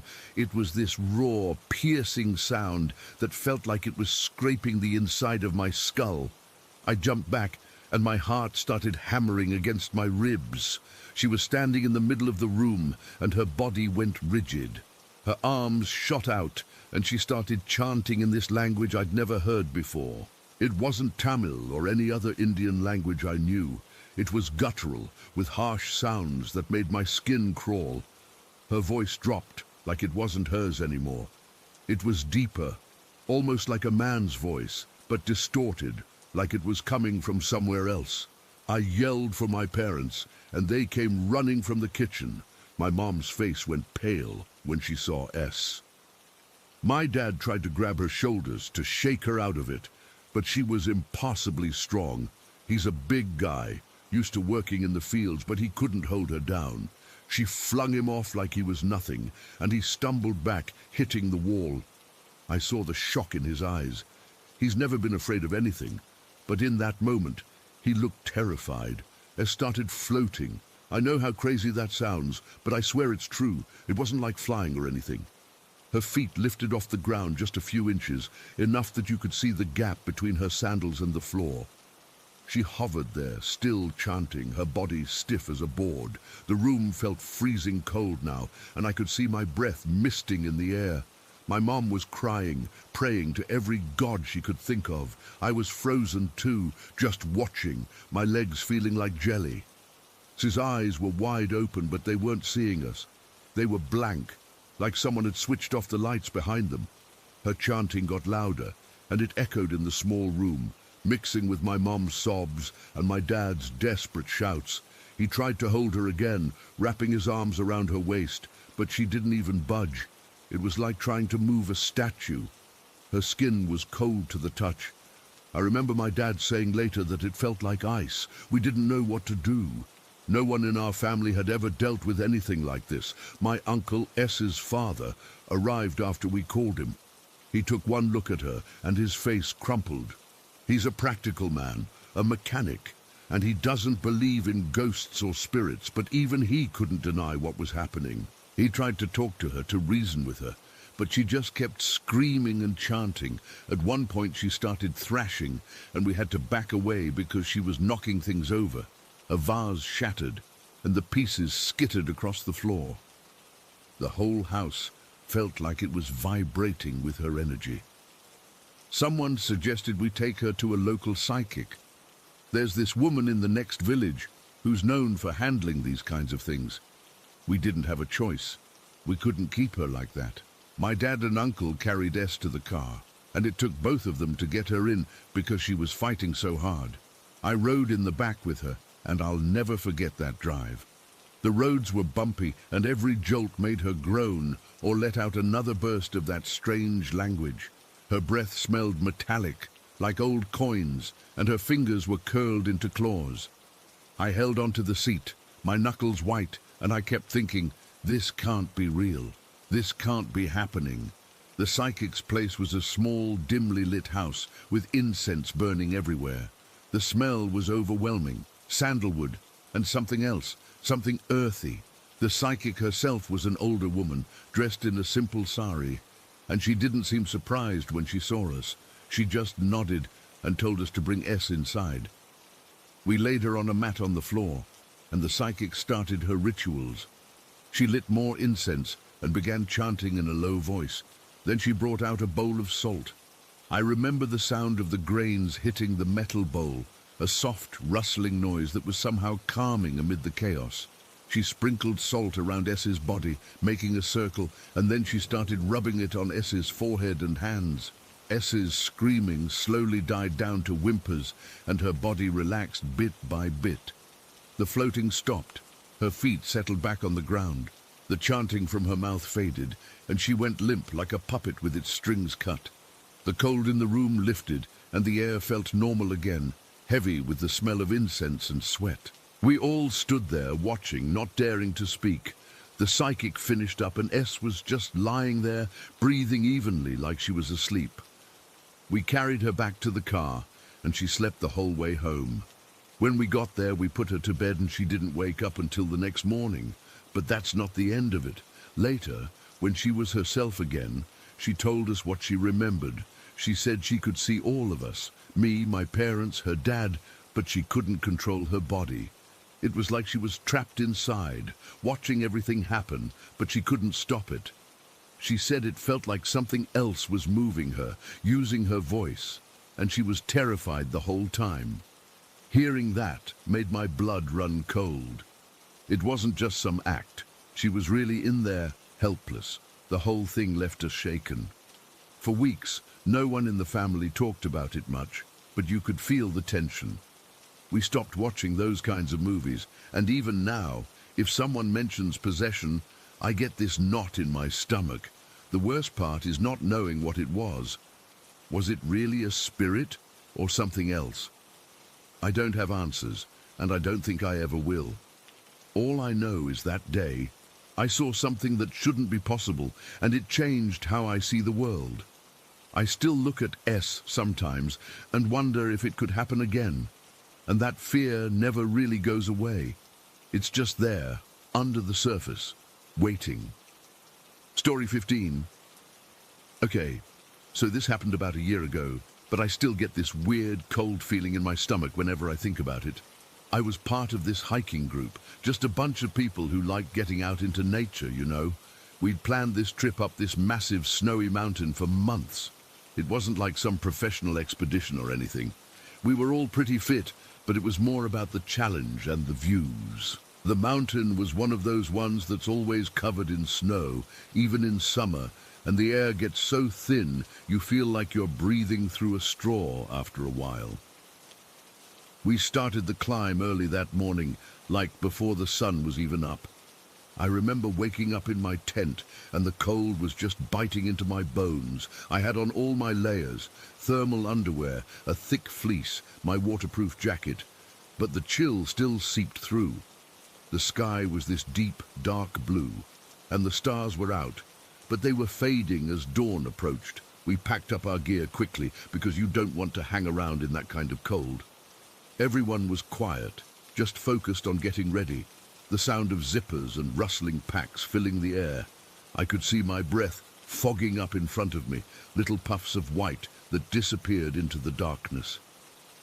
As we started hiking, the sun began to rise, casting this pale, pinkish light over the snow. It was beautiful, but in a stark, lonely way. The trail was steep and covered in deep snow, so we had to use crampons and ice axes to keep from slipping. Every step was an effort, crunch, crunch, crunch, the sound of snow compacting under our boots. The group was spread out in a line, with me somewhere in the middle. I remember feeling pretty good at first, just taking in the silence and the vastness of everything. Mountains have this way of making you feel small, but in a good way, like all your problems don't matter up there. We'd been hiking for maybe 3 or 4 hours when we decided to take a break. My legs were burning, and my lungs were working overtime because of the altitude. We found a relatively flat spot, kind of a ledge on the mountainside, and everyone dropped their packs. I sat down on a rock, pulling out my water bottle and some snacks. The water was so cold, it made my teeth ache, but it felt good.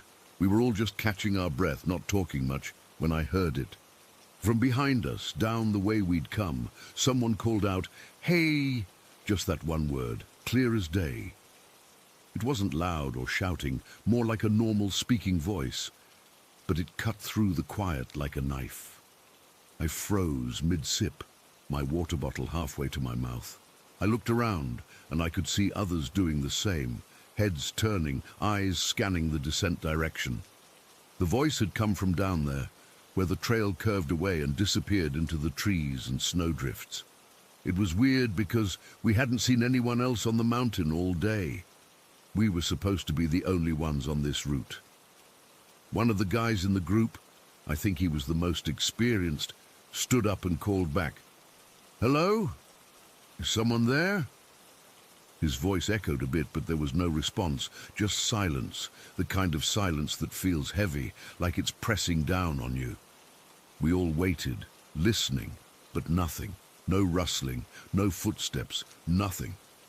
After a minute, a few of us decided to take a quick look. We walked back down the trail a little way, maybe 50 feet or so, but the snow was pristine. No footprints except ours. It was like no one had been there at all. I remember feeling a knot form in my stomach, this uneasy feeling that something wasn't right. Why would someone be calling out from behind us, and why didn't they answer? We shrugged it off after a while, chalking it up to maybe an echo or someone from another group far below, but it didn't sit right with me. The voice had sounded close, too close for it to be an echo. It was directional, like it came from a specific spot, not all around. But we had to keep moving. We were on a schedule to reach the summit and get back down before dark, so we packed up again and continued climbing. The mood had shifted, though. People were quieter, more alert. I found myself glancing over my shoulder every few minutes, half expecting to see someone or something following us. The climb got tougher as we went higher. The air was thinner, and every breath felt like I was sucking in ice. My muscles were screaming and the cold was relentless. The sun was fully up now, reflecting off the snow so brightly it hurt my eyes even with sunglasses on. We were above the tree line, so it was just white everywhere, snow and rock and this immense blue sky, beautiful but isolating. I kept thinking about that voice, replaying it in my head. It had sounded normal, almost casual, but there was something off about it. I couldn't put my finger on it at the time. We pushed on for another couple of hours, taking short breaks here and there. I was starting to feel the fatigue really set in. My fingers were numb inside my gloves, and my face was stinging from the wind. We were getting close to the summit. I could tell because the slope was easing up a bit, and I could see the peak ahead, all jagged and covered in snow. That's when I saw the light. It was off to the side, near the summit, flickering. At first, I thought it was a reflection or maybe someone with a headlamp, but we were the only ones up there.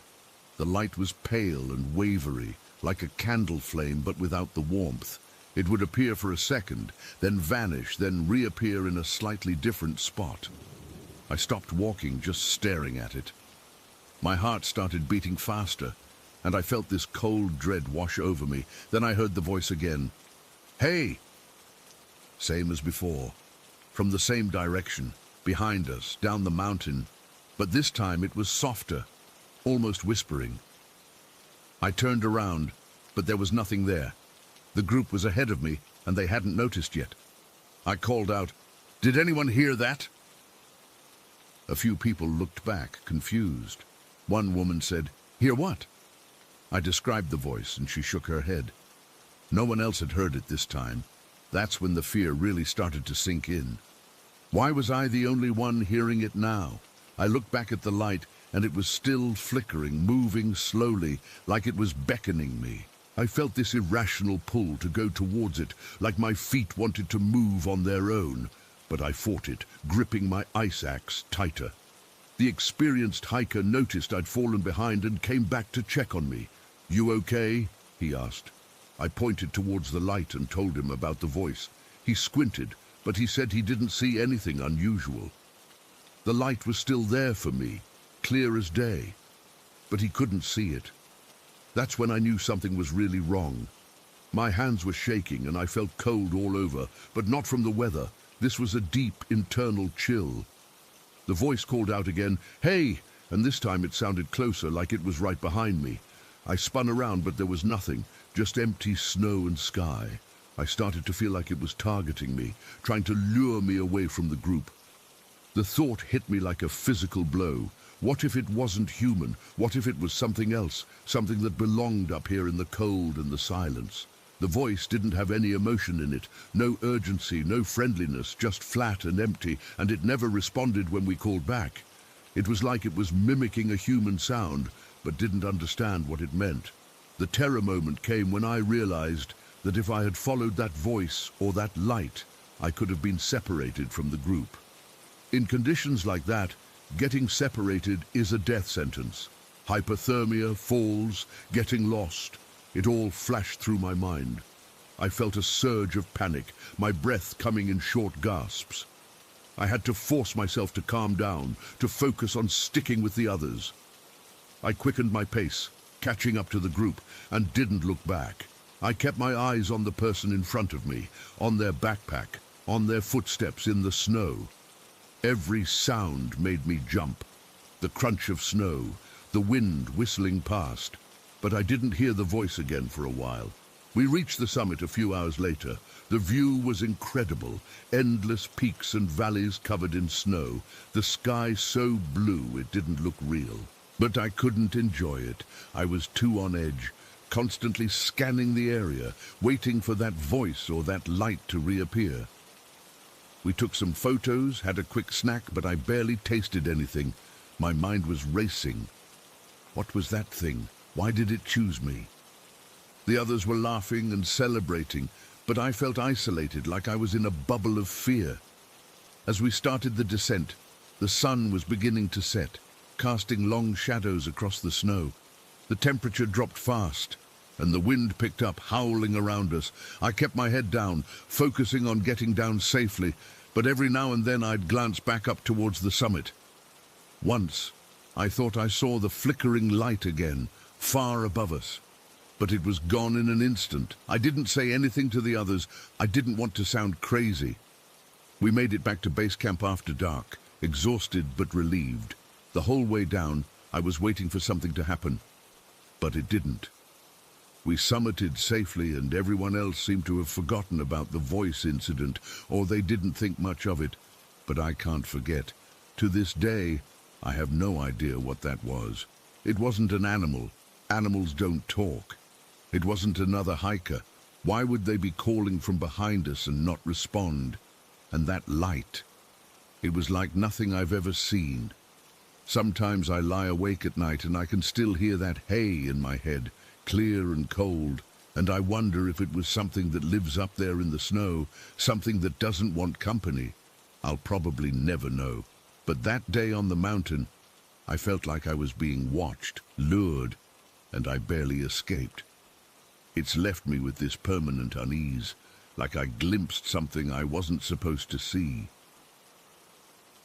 Story 16. It was a Tuesday, I remember, because we'd had a big delivery of potting soil that morning, and I'd volunteered to stay late to get everything sorted. The days are long in summer here, so even though it was getting on toward evening, the sun was still hanging around, casting these long golden shadows through the big windows. The nursery is on the ground floor, but the whole building is massive, with corridors that stretch off into darkness and rooms that haven't been used in years. Normally, I don't mind being there alone. It's quiet, and I can get things done without interruptions. But that day, something felt off from the start. Not in a dramatic way, just a low hum of unease, like when you're home alone and you keep thinking you hear footsteps upstairs. I was in the main greenhouse area, which used to be one of the old wards, I think. The air was thick with the smell of damp earth and plants, and the only sounds were the drip-drip of water from the irrigation system and the distant hum of traffic outside. I'd been repotting some ferns for what felt like hours, my hands covered in soil, and I decided to take a break to use the restroom. That's when I saw him, or it. I still don't know what to call it. I was walking down the hallway toward the staff bathroom, which is at the far end of the building, past a bunch of unused rooms. The lights in the hall are motion activated, so they flicker on as you go. But they're old and kind of dim, casting more shadows than light. As I turned a corner, I saw a tall man standing at the other end of the corridor, maybe 50 feet away. He was dressed in dark clothes, like a long coat or something. It was hard to tell in the gloom, and he was just standing there, perfectly still. My first thought was that it might be a customer who'd wandered in late, but we'd been closed for over an hour, and the doors were locked. I called out, "Hello, can I help you?" But he didn't move, didn't even twitch. Then, in the blink of an eye, he was gone. Not like he walked away or ducked into a room. He just vanished. 1 second he was there, the next, nothing. The hallway was empty, and the motion lights hadn't even triggered further down. My heart started pounding, and I felt this cold sweat break out on my back. I told myself it was just a trick of the light, or maybe I was tired from working all day. But deep down, I knew it wasn't. There was something about the way he stood. Too still, too tall, like he wasn't quite human. I hurried to the bathroom, did my business, and tried to shake it off. But when I came back out, the feeling of unease had grown into full-blown dread. It was like the air had gotten heavier, pressing down on me. I decided to do a quick check of the rooms nearby, just to make sure no one was there. Maybe it was a prank, or a homeless person had gotten in. The first room I checked was an old storage area filled with broken pots and bags of fertilizer. Nothing. The next one was smaller, with a single window that looked out onto the overgrown garden. As I pushed the door open, the hinges creaked and a wave of cold air hit me, even though it was a warm evening. That's when the panic started. It came out of nowhere, like a switch had been flipped in my brain. One moment I was just a bit spooked. The next I was convinced, absolutely certain, that a serial killer was chasing me. I know how that sounds, but it wasn't a thought. It was a physical sensation. My chest tightened, my breath came in short gasps, and my legs felt weak. I could feel eyes on me, like someone was watching from the shadows, and every little noise, a creak from the floorboards, the rustle of leaves outside, made me jump. I started backing out of the room, my heart hammering against my ribs, and that's when I heard it, a soft, shuffling sound from down the hall. Not footsteps, more like something dragging, but fast. I didn't wait to see what it was. I turned and ran. Not a jog, but a full-on sprint, like my life depended on it. My work boots slipped on the polished floor, and I almost fell, but I caught myself and kept going. The lights flickered as I passed, but behind me they stayed dark, like whatever was there wasn't triggering them. I could feel it gaining on me, this presence, this thing that felt so full of malice. I didn't look back. I couldn't. My mind was screaming at me to get out, that if I stopped, I'd die. I made it to the main entrance, fumbling with the keys. My hands were shaking so bad I could barely get the key in the lock. Finally, I got the door open, slammed it shut, and locked it from the outside. I stood there for a moment, leaning against the door, gasping for air. The summer evening air felt cool on my skin, but I was drenched in sweat. I could still feel that panic, like a weight on my chest, and I had to force myself to walk to my car, which was parked in the lot out front. Every shadow seemed to move, and I kept expecting to see that tall figure again. Once I was in my car, I locked the doors and just sat there for a few minutes, trying to calm down. My hands were still trembling, and I had to wipe sweat from my forehead. I thought about calling someone, but who would believe me? I'd sound crazy. So I drove home, but I couldn't shake the feeling. Later that night, I texted my colleague, the one who's been working there longer than me. I didn't give details, just said something weird happened and asked if they'd ever seen anything. They called me right away, and their voice was tense. They said they'd been wanting to talk about it for weeks, but didn't want to scare me. They told me they'd seen the same tall man in dark clothes almost every night when they stayed late. Not just seen him, felt him. They said it was like the entity, or whatever it is, tolerates us during the day when the place is busy, but once it gets dark, it wants us out. And it doesn't just want us to leave. It feels like it hates us, like pure, undiluted hatred aimed right at anyone who stays. Hearing that from someone else made it all real, and I felt this cold dread settle in my stomach. We both agreed not to stay late anymore, but that sense of being hated, of something malevolent lurking in that old hospital, has stuck with me. I still don't know what it was, and I probably never will, but I'll never forget that day. It's like a stain on my memory, and sometimes, when I'm alone, I can still feel that panic creeping back in. Story 17. Okay, so I've never really shared this with anyone outside my family before, but I've been lurking on this forum for a while, and I guess it's time I got it off my chest. This happened when I was a kid, maybe 7 or 8 years old, living in a quiet neighborhood on Long Island. It was one of those places where nothing ever really happened, just rows of houses with big yards, the sound of lawnmowers on weekends, and that salty ocean smell always hanging in the air. My family's house was old, not creepy old, just lived in, you know? Lots of hand-me-down furniture and knickknacks from relatives. That day started like any other Saturday. I woke up early because the sun was streaming through my bedroom window, and I could hear my mom already moving around in the kitchen downstairs. The house had this weird way of carrying sounds. Footsteps on the stairs echoed, and you could always tell who was where. I remember the specific smell of pancakes cooking, that buttery, sweet scent that made everything feel safe and normal. I had this Mickey Mouse toy that my great aunt had given me for my birthday a few months before. It wasn't anything fancy, just a plastic figure about the size of my hand, with a big smile and those white gloves. When you pressed a button on its back, it would say things like, "Hello there," or "Let's have fun," in this squeaky, cheerful voice. I played with it a lot, mostly because it was one of the few toys that felt like it was really mine, not something passed down from my older cousins. That morning, I took Mickey with me to the living room.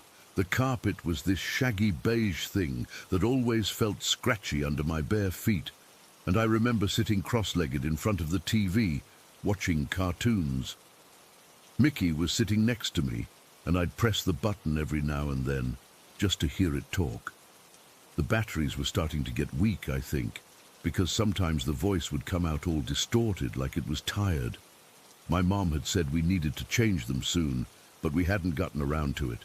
Around mid-morning, my mom called me into the kitchen to help her with something, probably setting the table for lunch. I left Mickey on the floor in the living room, right next to the couch. I didn't think anything of it. I just propped him up against a cushion and went to the kitchen.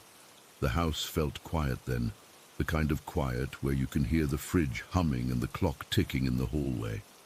I was in the kitchen for maybe 5 minutes, maybe less, just grabbing plates and forks, when we both heard it. From the living room, clear as day, Mickey's voice. But it wasn't the usual, "Hello there," or anything like that. It said, "Goodbye." Just that one word, "goodbye." It wasn't loud, but it cut through the silence like a knife. My mom and I both froze.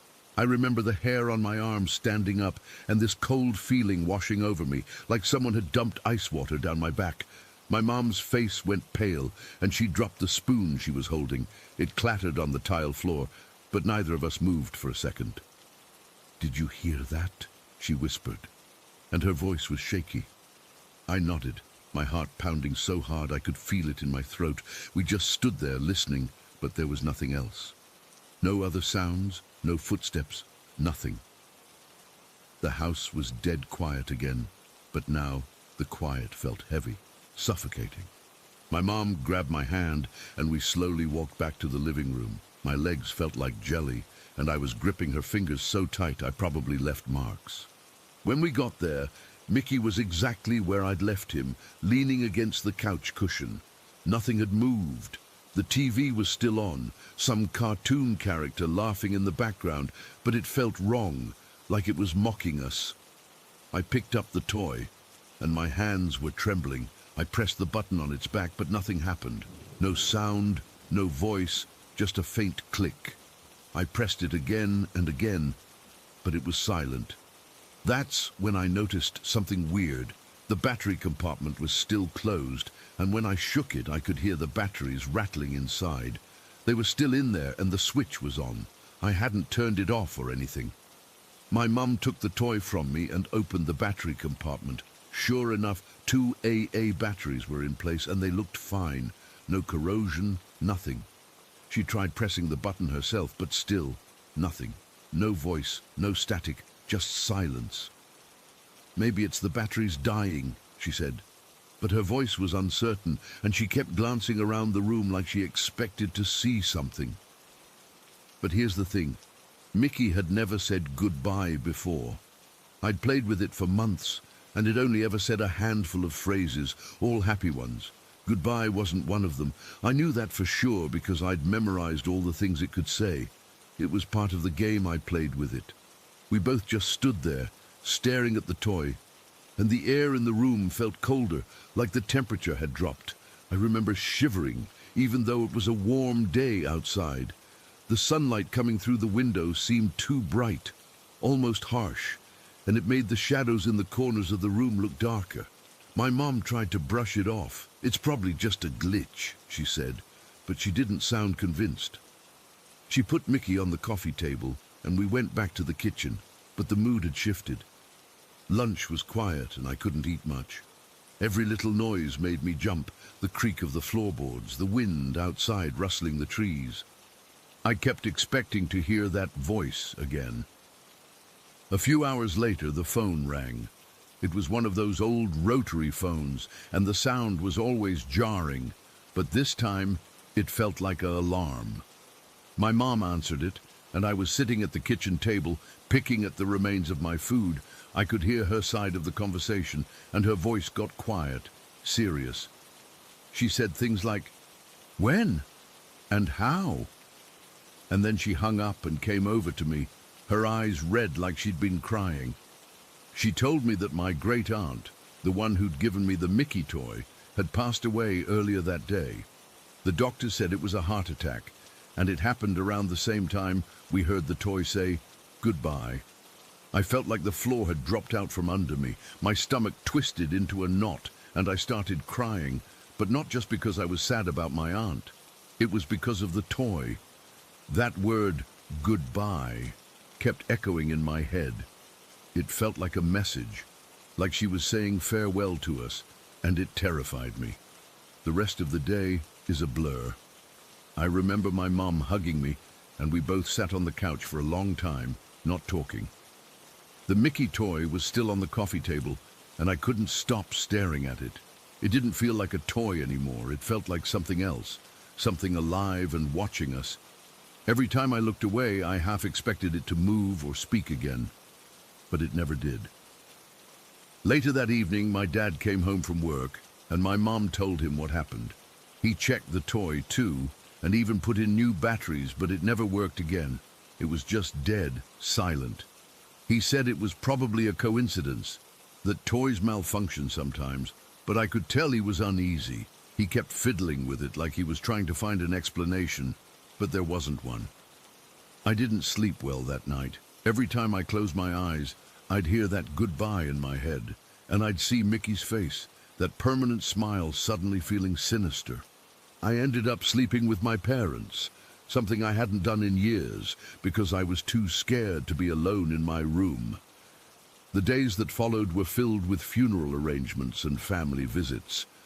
But I couldn't shake the feeling that something had changed. I started avoiding that toy, and eventually my mom put it away in a box in the attic. I never played with it again. Even now, years later, I sometimes think about it. I've tried to rationalize it. Maybe the batteries were dying and it glitched. Maybe it was a phrase I'd forgotten about, but deep down I know it wasn't. The timing was too perfect, and the word was too specific. It felt like a connection, something from beyond, and it left me with this lingering fear of things I can't explain.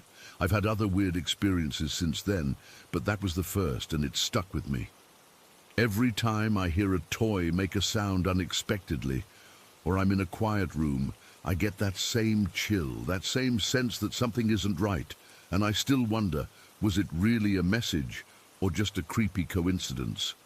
I'll probably never know, but I do know that day changed how I see the world. It made me realize that there are things out there that don't make sense, and sometimes they reach out in the most ordinary ways, like through a child's toy. Story 18. I was just a kid, maybe 8 or 9 years old, living in Spring, Texas. It was one of those spring days where the air felt heavy with humidity, and the sun stayed out late, casting long shadows across our backyard. I remember it was a Saturday, so no school, and I'd spent most of the day playing outside with my dog, a scrappy little mutt named Buster. Everything felt normal, you know? The kind of day where you don't think twice about anything weird happening. Our house was a typical suburban place, 2 stories with a big attic that we mostly used for storage. I never liked going up there because it was always dark and dusty, and it gave me the creeps, but that day, something drew me to it. It started in the late afternoon. I was in my room trying to finish a puzzle on the floor when I heard a soft thumping sound coming from above. At first, I thought it was just the house settling or maybe Buster scratching at something, but it kept up. A steady, rhythmic noise like someone walking slowly. I called out to my mum, but she was in the kitchen making dinner, and she said it was probably just the pipes or the wind. I tried to ignore it, but the sound got louder, more deliberate. It felt like it was right over my head in the attic. Curiosity got the better of me, I guess. I decided to go check it out. The attic entrance was in the hallway upstairs, this pull-down ladder that always squeaked when you opened it. I had to stand on a chair to reach the cord, and my hands were shaking a little as I tugged it down. The ladder unfolded with a loud creak, and a wave of musty air hit me. It smelled like old wood and mothballs. I climbed up slowly, the steps groaning under my weight, and poked my head into the darkness. The attic was lit by a single bare bulb hanging from the ceiling, but it was off, so I had to squint to see anything. Boxes were stacked everywhere, covered in dust, and there were old clothes and Christmas decorations piled in corners. That's when I saw him. At first, I thought it was a shadow or a trick of the light, but then he moved. It was a boy, maybe around my age, standing near the far wall. He was pale, almost see-through, and he was just staring at me with these empty eyes. He wasn't wearing any shoes, and his clothes looked old-fashioned, like from a black-and-white movie. I froze, my heart hammering in my chest. I couldn't scream or move. I just watched him for what felt like forever. Then he lifted a hand and pointed at me, and I swear I felt a cold breeze wash over me, even though there were no windows open. I scrambled back down the ladder so fast I almost fell, and I ran to my room, slamming the door behind me. I didn't tell anyone at first. I thought maybe I'd imagined it, or it was just a dream. But as it got darker outside, the fear started to settle in. My parents were downstairs watching TV, and I could hear the faint sounds of laughter from the show. But up in my room, everything felt wrong. I kept the lights on and tried to distract myself with a book, but I couldn't focus. Every little noise made me jump, the floorboards creaking, the wind rustling the trees outside. I remember looking at the clock on my bedside table. It was around 9 o'clock when I finally decided to go to bed.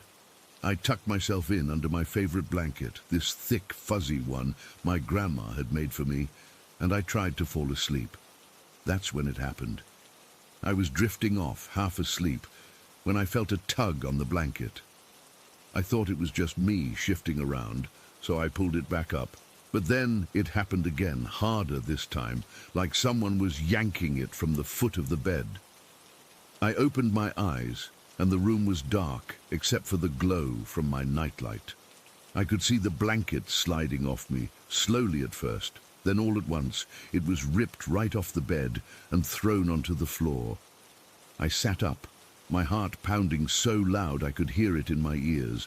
The room was freezing cold, and I could see my breath in the air. I didn't see anyone or anything, but I felt this presence, like someone was standing right there, watching me. I started crying, I'm not ashamed to admit it, and I screamed for my parents. They came running up the stairs, my dad first, with my mom right behind him. They burst into my room, and I was sobbing, pointing at the blanket on the floor. My dad picked it up and asked what happened, and I told them about the blanket being ripped off. They tried to calm me down, saying it was probably just a bad dream, or I'd kicked it off in my sleep, but I knew it wasn't. Then as we were talking, we all heard it, footsteps. Clear, heavy footsteps coming from the hallway upstairs, like someone was walking back and forth. My dad grabbed a baseball bat he kept in the closet, and we all went out to look. The hallway was empty, but the footsteps kept going, moving toward the stairs. We followed the sound downstairs, and it led us to the back door. The back door was unlocked and wide open, swinging gently in the breeze. Now, here's the thing.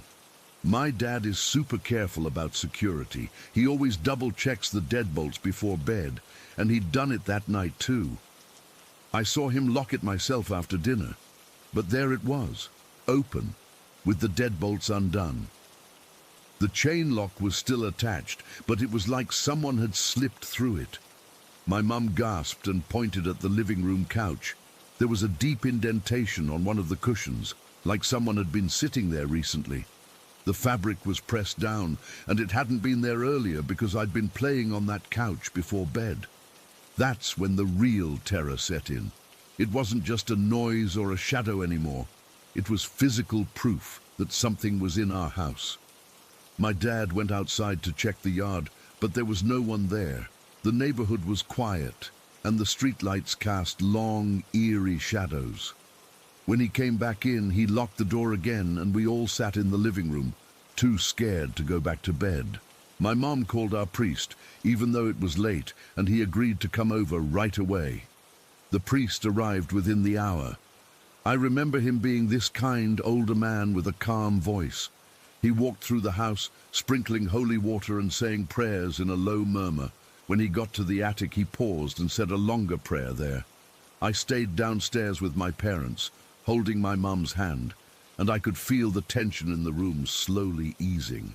After he finished, he told us that the house was blessed and that we should try to rest. He didn't say much else, just that sometimes these things happen, and that we were safe now, and just like that, it stopped. The footsteps didn't come back, the cold spots vanished, and the door stayed locked.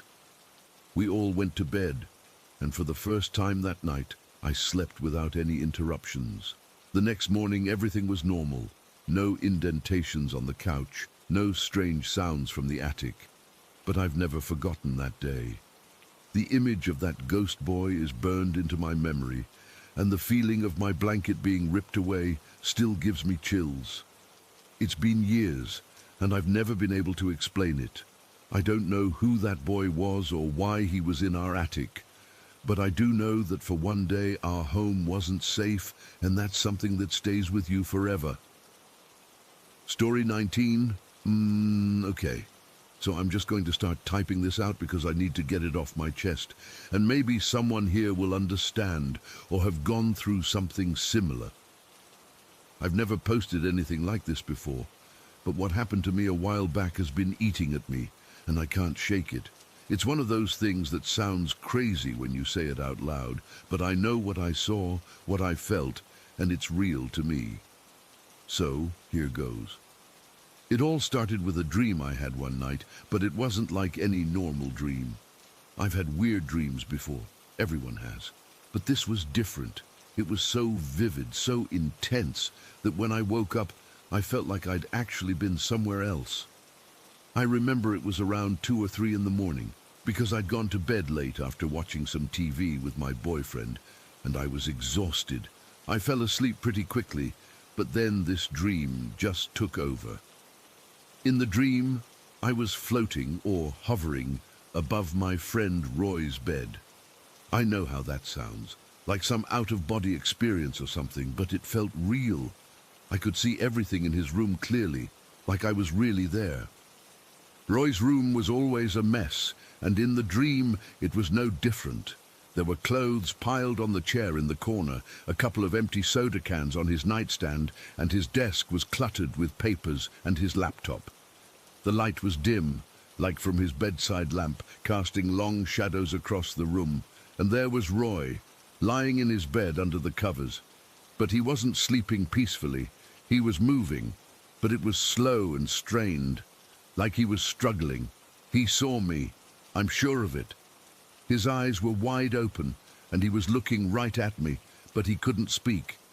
His mouth was moving, but no sound came out. It was like he was trying to form words, but nothing was happening. Then he lifted his hand just a little, and he made this gesture with his fingers, like he was pinching something or asking for a lighter. Roy smoked sometimes, so that part made sense, but in the dream, it felt urgent, like he was desperate for something. But he couldn't move properly. His arm was shaky and he kept dropping it back down. I tried to say something, to ask him what was wrong, but I couldn't talk either. It was like we were both trapped in this silent, frozen moment. Then, slowly, he started to fade.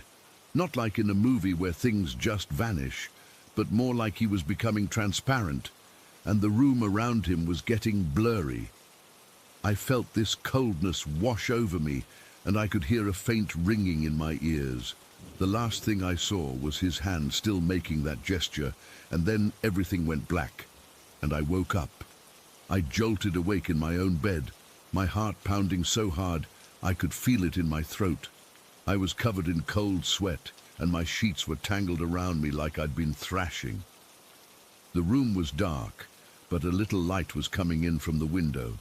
It was still early, maybe around 4 in the morning. I sat up, breathing heavily, and just stared into the darkness for a minute. That dream felt so real, so immediate, that for a second I thought I might still be there. But no, I was in my room, with my boyfriend sleeping next to me, snoring softly. I couldn't go back to sleep. My mind was racing. Why would I dream about Roy like that? We'd been friends for years, since high school, and he was always the healthy one, the guy who never got sick. But in the dream he looked wrong, pale, almost grey, and his eyes had this glassy, distant look. I kept replaying it in my head. The way he gestured, like he was asking for something, but he couldn't get it out. The lighter thing stuck with me because it was so specific. Roy always carried a lighter, even though he didn't smoke much anymore. It was a habit from when we were younger, but in the dream, it felt like more than that, like he was trying to tell me something important, but he couldn't. I must have sat there for what felt like an hour, just shaking. My hands were trembling, and I had this knot in my stomach, like something bad was about to happen. Eventually, I got up and went to the bathroom, splashed some water on my face, but it didn't help. I looked in the mirror, and my face was pale, my eyes wide with fear. I kept thinking, this is just a dream, get over it. But I couldn't. It felt like a warning. When my boyfriend woke up a couple of hours later, around 6 in the morning, I was still sitting on the edge of the bed, just staring at the wall. He rubbed his eyes and asked me if I was okay. I didn't know how to say it without sounding insane, so I just blurted it out. I had a dream about Roy, I said, my voice shaky. I think he's dead. He looked at me like I'd lost my mind. What? Why would you say that? Did you have a nightmare or something? I tried to explain, but the words came out all jumbled. No, it wasn't just a nightmare. It felt real. I was above his bed, and he was trying to talk, but he couldn't. He was gesturing for a lighter, like he needed one, but he faded away, and I woke up feeling like something was really wrong. My boyfriend sighed and put his arm around me. Babe, it's probably just stress. You've been working a lot lately, and Roy's fine. I talked to him yesterday. Remember, he was planning to come over this weekend. But I couldn't let it go. The feeling was too strong. It was this heavy, dread-filled weight in my chest that wouldn't lift. I insisted we call him, just to check. So my boyfriend humored me and dialed Roy's number. It went straight to voicemail. He tried a couple more times, same thing. Now Roy was usually up early for work, so that was weird, but not necessarily alarming.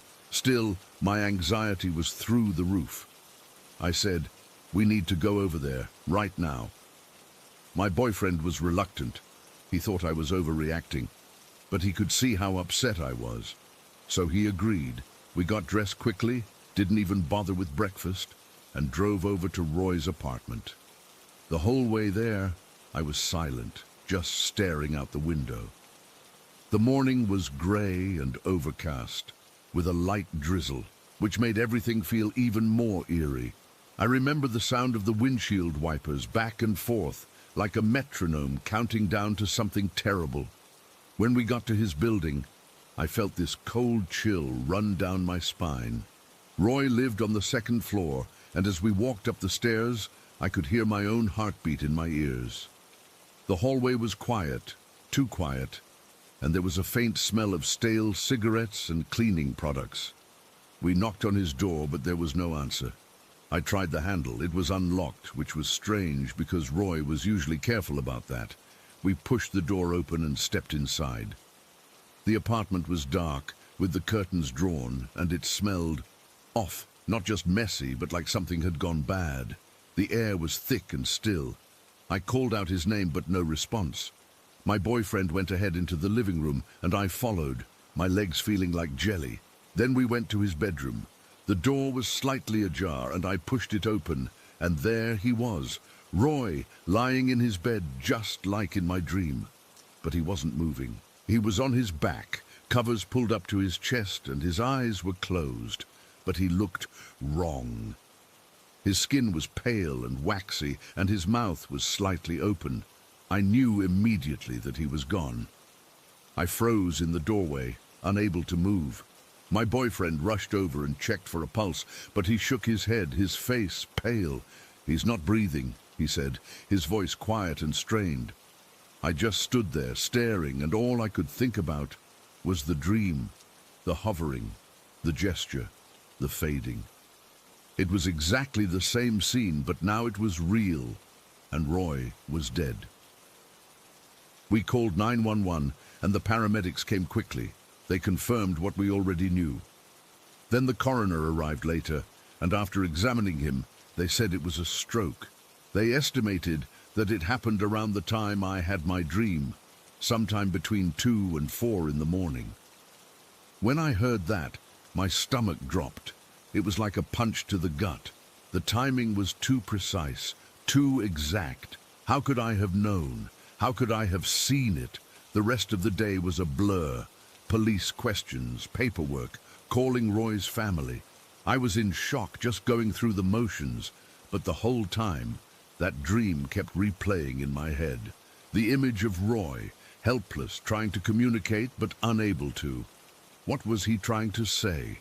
Was it really about a lighter, or was it something else? Maybe it was a metaphor or a symbol, but it felt so literal in the moment. I remember sitting in Roy's living room after everyone had left, just staring at his things. His jacket was hanging on the back of a chair, and I could see the outline of his lighter in the pocket. He always kept it there.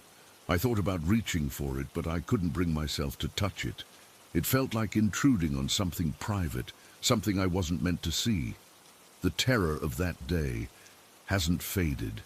It's been months now, but I still wake up sometimes in the middle of the night, feeling that same cold sweat, hearing that ringing in my ears. I see Roy's face in my mind, his hand making that gesture, and I wonder what he was trying to tell me. Was he asking for help? Was it a goodbye, or was it something I'll never understand? I've talked to a few people about it, and some say it was just a coincidence, that stress made me dream about him and the timing lined up, but I don't believe that. It felt too real, too specific. The details, the way his room looked, the position he was in, the gesture, it was all there. And the fact that I woke up with this overwhelming certainty that he was gone, That's not something I can explain away. Sometimes I think about what if I'd realized it was real in the dream. What if I could have done something, but I know that's irrational. It was a dream, and by the time I woke up, it was probably already too late. But that doesn't make it any less haunting. I've never had another dream like that, and I hope I never do. But that one experience has changed how I see things. It's made me question what we can really know, what connections we might have with people without even realizing it. And it's left me with this lingering fear that maybe there are things out there that we can't control or understand, no matter how hard we try. So that's it. That's what happened to me. I don't have any answers, and I probably never will. But writing this down, sharing it, makes it feel a little less heavy. Maybe someone else has felt this way, or maybe not, but I needed to say it. Thanks for listening. Story 20. It all came back to me on one specific day, a day that started out completely normal. I remember waking up that morning feeling tired, but not unusually so. I'd been having trouble sleeping for a while, ever since the dream started up again. But that day, I pushed it aside. I got out of bed, the floor cold under my feet, and went through my usual routine.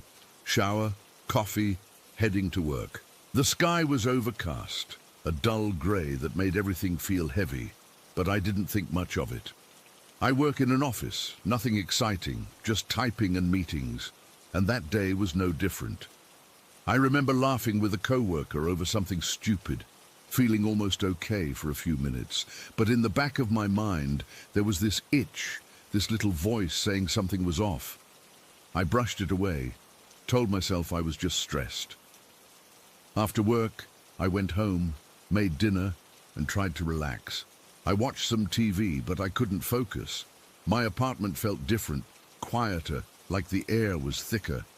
I kept glancing at the windows, even though I live on the second floor and there's nothing out there but a parking lot and some trees. I've always been a little jumpy, especially after what happened when I was a kid, but this was more intense. When I was 8 years old, I saw her, this old woman hunched over with a gnarled stick, moving faster than anything human should. I was in a grocery store with my mom, and I looked up. And there she was, staring right at me from the end of the aisle. Her eyes were dark, almost black, and she didn't blink. Then she just bolted, like something out of a nightmare, vanishing around the corner before I could even process it. The nightmares I'd been having about her stopped after I confronted her in a dream a few weeks later, but I never forgot that day. And now, as an adult, it's like she's back, but in a different way. That night, I went to bed earlier than usual, hoping to catch up on sleep. I remember lying down, the sheets cool against my skin, and closing my eyes. For a while, everything was fine. I drifted off, and at first it was just normal sleep, dreams about work, random stuff. But then, something shifted. I don't know how to describe it except that I became aware I was dreaming, but I couldn't wake up. That's when the paralysis started. It's happened to me a few times before, but never like this. I felt myself waking up, but my body wouldn't move. It was like I was trapped in my own skin, weighed down by something invisible. I could feel the mattress under me, the pillow against my head, but I couldn't even twitch a finger. My heart was pounding so hard I thought it would burst out of my chest. Then I saw her. She was standing at the foot of my bed, just like in the old nightmares, hunched spine, all bent over, clutching that gnarled stick like it was part of her. Her skin was pale and wrinkled, and she had this wild, stringy hair that looked like it hadn't been washed in years. But the worst part was her speed. In the dreams, she'd move fast, but this was different. It was like she glided, no sound, just this unnatural swiftness that made my stomach drop. She didn't say anything at first. She just stood there, staring at me with those same dark eyes from the store. And then she started laughing. It wasn't a normal laugh. It was this low, guttural sound that seemed to come from everywhere at once, filling the room. I tried to scream, but nothing came out. My throat felt tight, like I was choking. She moved closer, and I could feel the air get colder. It wasn't just a chill. It was a deep, penetrating cold that seeped into my bones. I remember thinking, this is it. She's really here, and I'm not dreaming.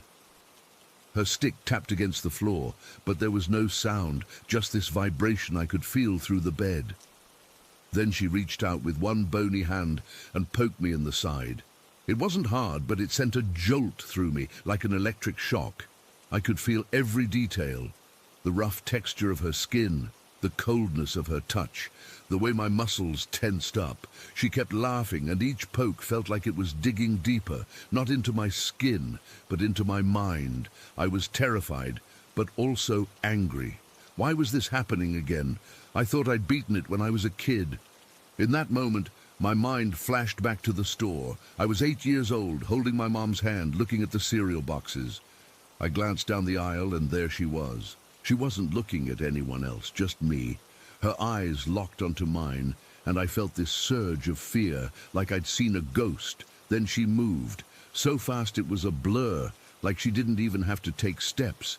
She was there 1 second, gone the next, and I remember the way her hunched back seemed to curve even more as she bolted.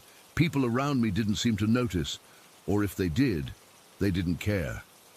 My mom asked me what was wrong, but I couldn't explain it. I just said I felt sick. After that, the nightmares got worse, until one night I dreamed I stood up to her, told her to leave me alone, and she faded away. For years I thought it was over. But here she was, in my room, poking me and laughing like it was some kind of game. I could feel tears welling up in my eyes, but I couldn't wipe them away. My body was frozen, but my mind was racing. I tried to remember the dream where I confronted her, tried to muster up the courage to do it again, but I couldn't even form a thought. Her poking became more insistent, not painful, but unsettling, like she was testing me. Each touch left a cold spot on my skin that lingered, even after she pulled away. I could smell something too, a musty, earthy smell, like old leaves and damp soil. It made me think of graves, and I wondered if that's where she came from. The room felt smaller, like the walls were closing in. I could see the digital clock on my nightstand, but the numbers were blurry, and I couldn't make them out. Time seemed to stretch, and I had no idea how long this had been going on. It could have been seconds or hours. Her laughter got louder, echoing in my ears, and I started to feel dizzy, like I was going to pass out, but I couldn't. I was stuck in this awake but not state, completely helpless. I thought about screaming for help, but who would hear me? I live alone, and my neighbors are never around. Even if they were, what would I say? There's a witch in my room. They'd think I'd lost it. Then something changed. She stopped poking me and leaned in closer, her face inches from mine. I could see every line on her skin, every strand of hair, and her eyes. They weren't just dark. They were empty, like holes into nothing. She whispered something, but it wasn't in any language I know. It was just sounds, guttural and harsh, and it felt like they were crawling into my brain. I don't remember what she said, but I remember the feeling, like ice water being poured over me. My whole body went rigid, and for a second I thought I was going to die right there. But then, as suddenly as it started, it stopped. She pulled back, let out one last laugh that sounded almost mocking, and then she was gone. Not like she walked away. She just vanished, like she'd never been there. The cold lifted, the room felt normal again, and I could move. I sat up so fast I almost fell out of bed, gasping for air. My heart was still racing, and I was drenched in sweat. I looked around, but there was nothing. No sign she'd ever been there.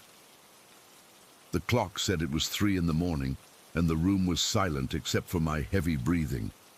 I got up and turned on all the lights, checking every corner under the bed, in the closet. Nothing, but I could still feel where she'd poked me, little cold spots on my side that took hours to warm up. I didn't sleep the rest of that night. I just sat on the couch, wrapped in a blanket, staring at the wall. My mind kept going back to that day in the store and how it all connected. Why did she come back? Why now? I've had sleep paralysis before, but it was always vague shadows or feelings, never her, never so vivid. This felt real, like she was actually in the room with me. I thought about calling someone, but who would believe me? Even I'm having trouble believing it. And I lived through it. The sun came up eventually, and the world outside started to wake up, but I felt stuck in that moment. I went to work that day, but I was a mess, jumpy, distracted, unable to focus. Every time I closed my eyes, I saw her face. That was weeks ago. And I still haven't slept properly since. I keep the lights on at night now, and I avoid looking out the windows. I know it sounds paranoid, but after that, I can't shake the feeling that she's still out there, watching, waiting. The nightmares might have stopped when I was a kid, but this is worse, because it's not a dream. It's something I can't explain, and it's left me questioning everything I thought I knew about reality. I don't have any answers, and I probably never will.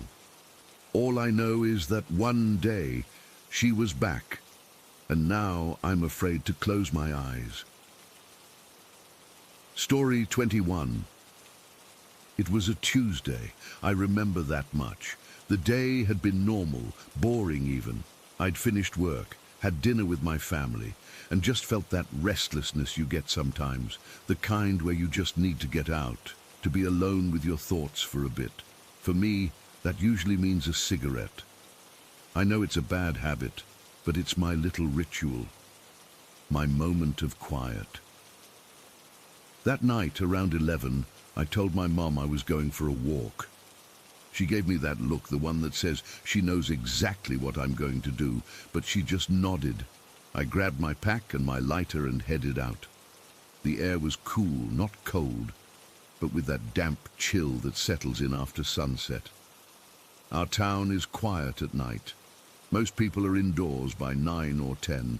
The streets are poorly lit, just these old yellow sodium vapor lights that cast long, dancing shadows.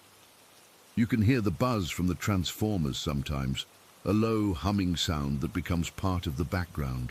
That night it was quieter than usual. No dogs barking, no distant sounds of trucks on the highway, just silence. I walked without any real destination, just following my feet. I ended up near the old government quarters. It's a place everyone knows. A cluster of maybe 10 or 12 buildings from the 70s, all concrete and peeling paint, built to house low-level officials back in the day. They're mostly empty now. A few are rented out, but most are just waiting. Waiting to be torn down, I guess. The whole area has this feeling of abandonment. Weeds growing through cracks in the pavement, windows boarded up or just broken, the smell of damp concrete and old dust. There's a particular spot I like behind Building C. It's set back from the road, shielded by a large, overgrown neem tree. There's a low boundary wall there, about waist high, that I usually lean against. It's private. No one can see me from the street, and I can see the back of the quarters, a large dark shape against the slightly lighter sky. I lit my cigarette. The first drag is always the best. That sharp, familiar burn in the lungs. I leaned back against the wall, the rough concrete scraping a little against my shirt. I was just staring into the middle distance, not really looking at anything, just letting my mind drift. My phone was in my pocket, but I didn't take it out. I was just there, in the quiet. I must have been there for about 15-20 minutes. I was on my second cigarette. I remember flicking the ash off and watching the ember glow bright red in the darkness. That's when I happened to look up. My eyes had adjusted to the dark. The moon wasn't full, but it was bright enough to outline the shapes of the rooftops against the sky. The quarters are 2 stories high, with flat, concrete roofs, and that's when I saw it. On the roof of Building D, the one directly across from me, there was a figure. My first thought wasn't fear, it was confusion. What is someone doing up there? The building is supposed to be locked, vacant. I squinted, trying to get a better look. It was tall, very tall, and thin. It was just a black shape, a silhouette, but it was shaped like a person, 2 legs, a torso, a head. But the proportions were off. It was too lanky. Its arms seemed too long, and it was utterly, completely black. Not the black of clothing, but a pure, light-swallowing black, like a hole cut out of the night sky. There were no features, no face, no details of clothing, just a solid, human-shaped shadow. It was standing at the very edge of the roof, looking out over the empty grounds between the buildings. It wasn't moving. It was just there. I froze, my cigarette halfway to my mouth. I didn't breathe. My brain was trying to catch up, to file this into a logical category, a trespasser, a sleepwalker. But the gate to the rooftop, I knew it was locked. I'd seen the big rusted padlock on the metal door at the top of the stairs myself, just a few days prior when I'd been cutting through the compound. Then it moved. It didn't turn its head. It didn't shift its weight like a person would. The entire figure just leaned. It leaned back at an angle that was impossible. A human being would have toppled over. It was like it was a cardboard cutout being tilted backwards. There was no wobble, no adjustment. It was a single, smooth, unnatural motion. My heart, which had been thudding slowly in my chest, suddenly kicked into a frantic pounding rhythm. I could feel it in my throat, in my ears. A cold sweat broke out on my back, instantly making my shirt feel clammy and cold. The figure leaned back further until its torso was almost parallel to the roof, and then it started to melt. That's the only word for it. It didn't fall, it didn't jump, it dissolved.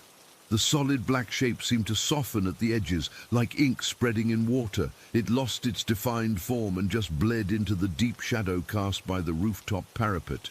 It happened slowly, agonizingly slowly, over the course of maybe 3 or 4 seconds. One moment it was a distinct, impossible figure, and the next it was just part of the general darkness. It was gone. There was no sound, no thud of a body hitting the ground, no scuffling footsteps, nothing. Just the sudden ringing silence, which now felt heavier and more menacing than before. I stood there for a full minute, maybe more, just staring at the spot where it had been. My cigarette had burned down to the filter, the heat finally stinging my fingers and making me drop it with a jerk. The small, brief pain was a shock, something real and tangible in a world that had just stopped making sense. My mind was screaming at me to run, but my legs felt like they were made of stone. I forced myself to take a step, then another. I wasn't running, but I was walking fast, my breath coming in short, sharp gasps. I had to check. I had to know. I left my spot behind the wall and walked quickly around to the front of Building D. My eyes were glued to the rooftop, but there was nothing, just the empty roof under the dim moonlight. The main gate to the building's compound was a tall, wrought iron affair, old and rusted, and it was locked. The heavy chain and the big fist-sized padlock were still in place, just as they always were. There was no way anyone could have gotten through it without cutting the chain or breaking the lock. Both were intact. I looked up at the building. The windows on the ground floor were boarded up. The ones on the second floor were dark, empty sockets. The metal door that led to the rooftop stairs was on the side of the building, and from my angle, I could see it was shut. I couldn't see the lock from here, but I knew it was there. No one could have gone up. No one could have come down. A wave of pure, undiluted terror washed over me. It was a physical feeling, a coldness that started in my gut and spread outwards, making my fingers tremble and my knees feel weak. This wasn't a person. This wasn't a trick of the light. I had seen something that should not exist. I turned and I ran. I didn't care about being quiet anymore. My footsteps echoed loudly in the silent street, a frantic slapping sound against the pavement. I didn't look back. I just ran, my lungs burning, not from the running, but from the sheer choking fear. Every shadow between the buildings seemed to writhe. Every rustle of a leaf in the wind felt like a footstep behind me. I burst through the front door of my house, slamming it shut behind me and leaning against it, panting. My heart was hammering against my ribs so hard I thought it would break them. My mom came out of her room, her face creased with worry. "What's wrong? You look like you've seen a ghost." I almost laughed. The phrase was so cliché, so absurdly accurate, it was terrifying. I just shook my head, unable to speak. I couldn't form the words. "How do you say, 'I saw a tall black shadow man lean back and melt into a roof'?" It sounded insane. Even in my own head, I muttered something about feeling sick and went straight to my room. I didn't sleep that night. I sat on my bed, my back against the wall, and stared out the window. Every time I closed my eyes, I saw it. That slow, impossible lean, that silent dissolution into nothing. The next day, in the bright, rational light of the morning, I tried to talk myself out of it. Sleep deprivation, a trick of the shadows. Maybe I'd fallen asleep for a second and dreamed it, but I knew with a certainty that settled deep in my bones that I had been awake. I had been fully, completely awake. I went back to the quarters later that afternoon. In the daylight, it looked just as it always did, dilapidated, sad, but ordinary. I walked right up to the gate of Building D and stared at the locked padlock. I looked up at the rooftop. There was nothing there. No sign, no clue, no shred of evidence that anything had ever been up there. But I knew. I've replayed that night in my head 1,000 times. The way it didn't move like a person. The way it leaned back without falling. The way it didn't just disappear, but seemed to be reabsorbed by the darkness, the complete and total silence, the locked gate. I've always been a skeptic. I believed in what I could see and touch. But that night, I saw something that defied all of that. It wasn't a story from my grandparents. It wasn't a scene from a horror movie. It was real. It happened to me. And the worst part, the part that keeps me up at night, isn't just the memory of what I saw. It's the question that I can't answer. The question that claws at the back of my mind whenever I'm in the dark. If that thing was on the roof, and it wasn't a person, what was it looking at before it saw me?